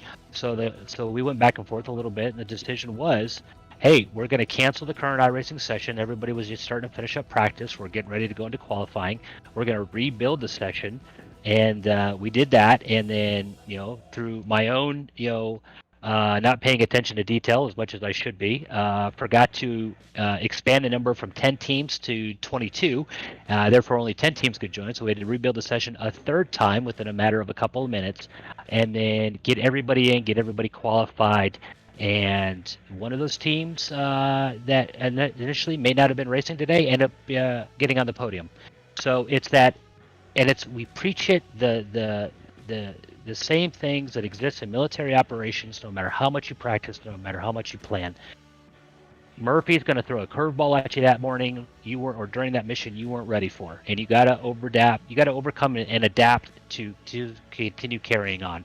And that's one thing we preach, within Operation Motorsport, and it's one thing that is so common within motorsports. The top tier teams in the real world, they face that every event they go out, and most people probably never notice it because it looks like on the surface everything's running smooth. We're below the waterline, it's complete chaos, but they make it happen, and that's why we see so many parallels between military operations and motorsports, and even here in the virtual world. But that's why this organization exists, to help rebuild team, a sense of purpose, a sense of identity for our folks who are participating in the programs, because the same challenges exist in the motorsports world, and it's so easily to see the parallels between those two worlds. Absolutely. When you break it down that way, and when we break it down into the fact that these returning servicemen and women get a chance to be a part of that team atmosphere again, it all makes sense and it all fits. And again, want to thank you and thank the Lauders as well for bringing us in and allowing us to have this opportunity with you guys and to be able to represent you guys. There we go. But man, there were a lot of moments like that where we just couldn't get the words out. No, absolutely. Again, glad to have you guys. We're going to kick off our next iRacing League season number 2 in January. If you guys, anybody out there that wants to join us, more than welcome to hit us up. OperationMotorsport.org. You can find us on Facebook. You can find us on LinkedIn. You can find us on Instagram. Let's or if there's other opportunities you might see where Operation Motorsport, where we can partner together on something. Again, get in touch with us. Glad to have the conversation. Glad to tell anybody who's willing to listen about our foundation and our programs.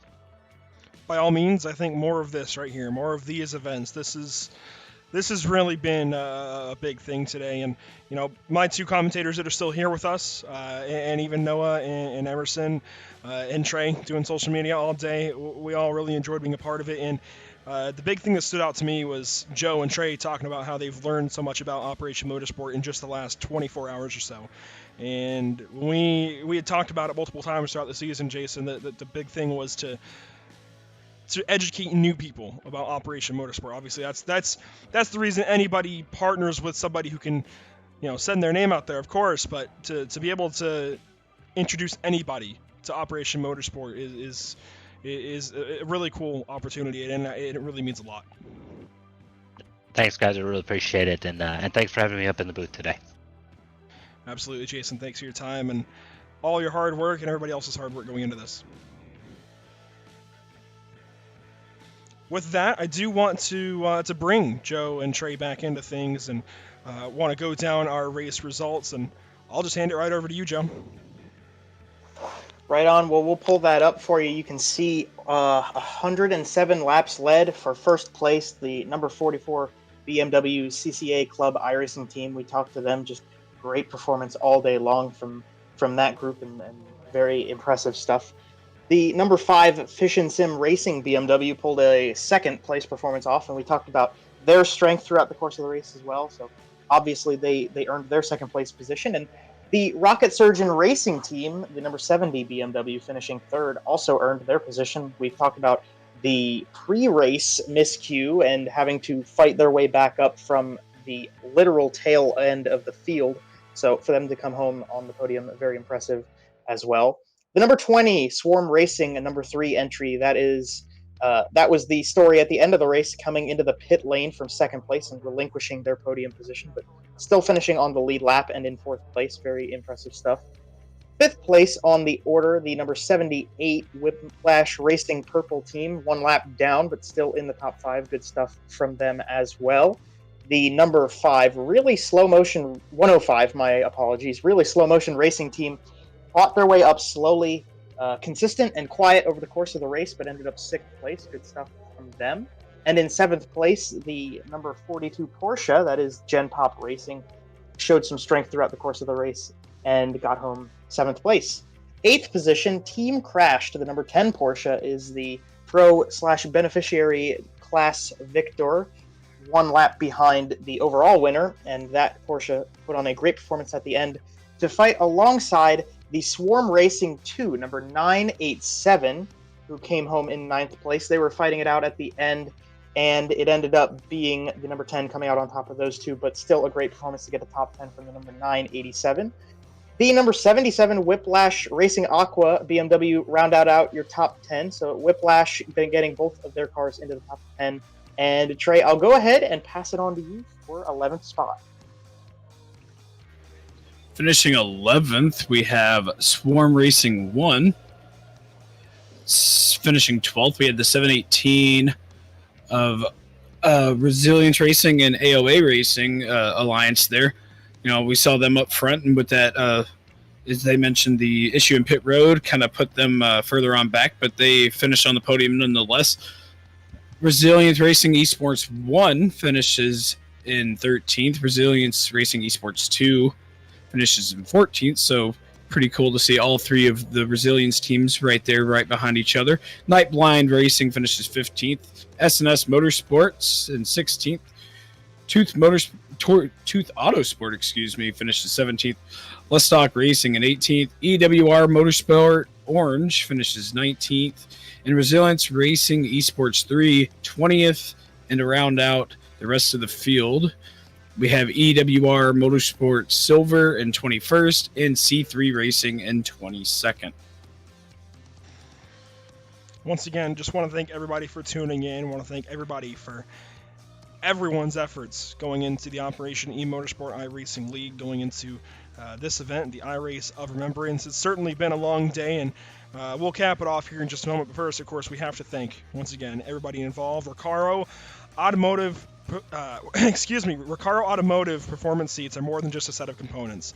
They exude innovation, quality, premium materials, craftsmanship, and a genuine passion for cars. Recaro Automotive is proud to support Operation Motorsport's iRacing. Redcom products help protect lives. Redcom products are installed in the highest levels of government, and some of the most important conversations in the world are held on Redcom equipment. And of course, Mobil 1 is the world's leading synthetic motor oil brand. The Corvette Racing C8R is now available in iRacing for anyone looking to experience the exhilarating mid-engine performance of the C8R in the virtual world. And Joe, I'll pass it right on over to you with our own partner plugs. Yeah, absolutely. So we want to start off with, for our own Pit Stop TV sponsors, we want to thank Tucson Sound Art for their continued support of our programs. Your picture, your music, you provide the image you want, and they create a beautifully framed, high-quality canvas with a built-in Bluetooth speaker. With Sound Art, you get the best of both worlds. Be sure to visit TucsonSoundArt.com for additional info, and don't forget to use the promo code PitStopTV for 10% off your order. Our next sponsor is Permanent Makeup and Cryo in Maine. When it comes to your appearance, you deserve the best care that money can buy. At Permanent Makeup and Cryo, the owner, Ashley Bollier, is a certified micropigmentation specialist. She's providing professional, safe, and personalized services for any of your makeup and cryo needs. You can contact them, Permanent Makeup and Cryo at Maine, at their website, permanentmakeupinmaine.com. Once again, permanentmakeupinmaine.com. Or call or text them at 207-358-8683. If you're looking for the best solutions for your permanent makeup concerns, give Permanent Makeup and Cryo in Maine a call today and book a consultation. Be sure to also visit their Facebook page, Permanent Makeup and Cryo in Maine, and you can enter one of their monthly giveaways. Be sure to enter today, because who knows, you might just win. And of course, we want to thank, a little miscue there. I want to thank Whiplash TV for the continued support, the parent organization of Whiplash Media, the parent organization of Pit Stop TV. Bear with me, it's been a long day. I apologize on behalf of that. Whiplash TV specializes in various sim racing resources, including paint schemes, stream overlays, iRacing camera packs, and much more. Whiplash Media also is working on creating a presence in the real racing world, offering services like photography, social media management, and public relations. Be sure to go to the website, www.whiplash-media.com, for more information. Thank you so much, Joe, and it's been a heck of a day. I was up about 12 hours ago getting ready on everything, some final preparations, and to think it all ended that quickly, man, it didn't feel like 6 hours, but it was certainly an amazing day, and certainly appreciate everybody involved for allowing us to be a part of it. That concludes our coverage tonight of the iRace of Remembrance. We at Pit Stop TV thank you for tuning in and joining us for today's action, and we hope you enjoyed today's broadcast. Be sure to join us tomorrow evening as we bring you both the BRP iRacing Series at Eldora Speedway and the Northwest GC3 Challenge at Silverstone Circuit. Make sure to follow us on Facebook at www.facebook.com/pitstoptv, on Twitter at pitstoptv_, on Twitch at www.twitch.tv/pit_stop_TV, and on YouTube at www.youtube.com/c/pitstoptv1. Now, before I close this out officially, I also want to urge everybody to head over to operationmotorsport.org/donate to donate to Operation Motorsport and help support this amazing cause that we've been a part of now since the beginning of September. And again, make sure everybody head on over and take part. For all of us at Pit Stop TV, Trey Patton, Margaret Beveridge, Emerson Arden, Trey Shuttlesworth, Noah Carmichael, and Joe Donahue with me throughout the day, I'm Andrew Cardinale IV. Thanks for watching, and we will see you next time.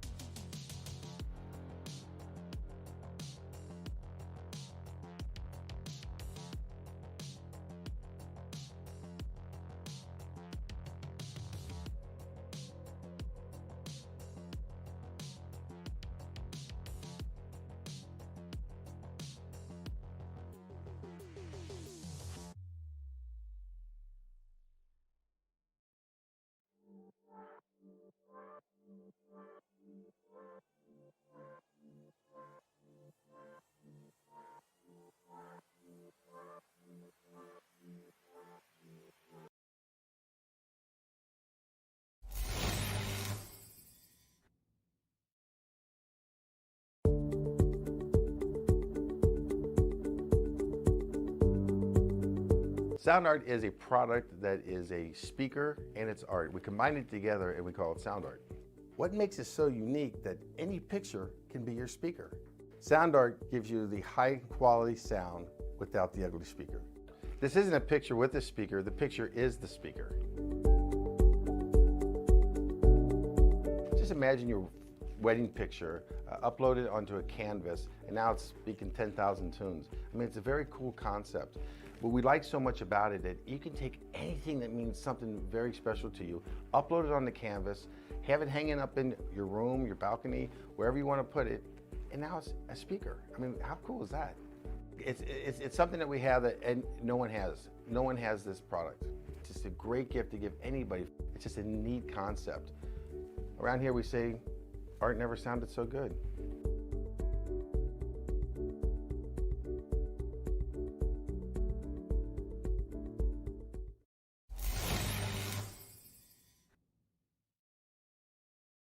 After months of quarantine, we're all interested in how we can become our best self. The team at Permanent Makeup and Cryo is here to help you get the flawless makeup look every day without the extra effort or time. When it comes to your appearance, you deserve the best care that money can buy.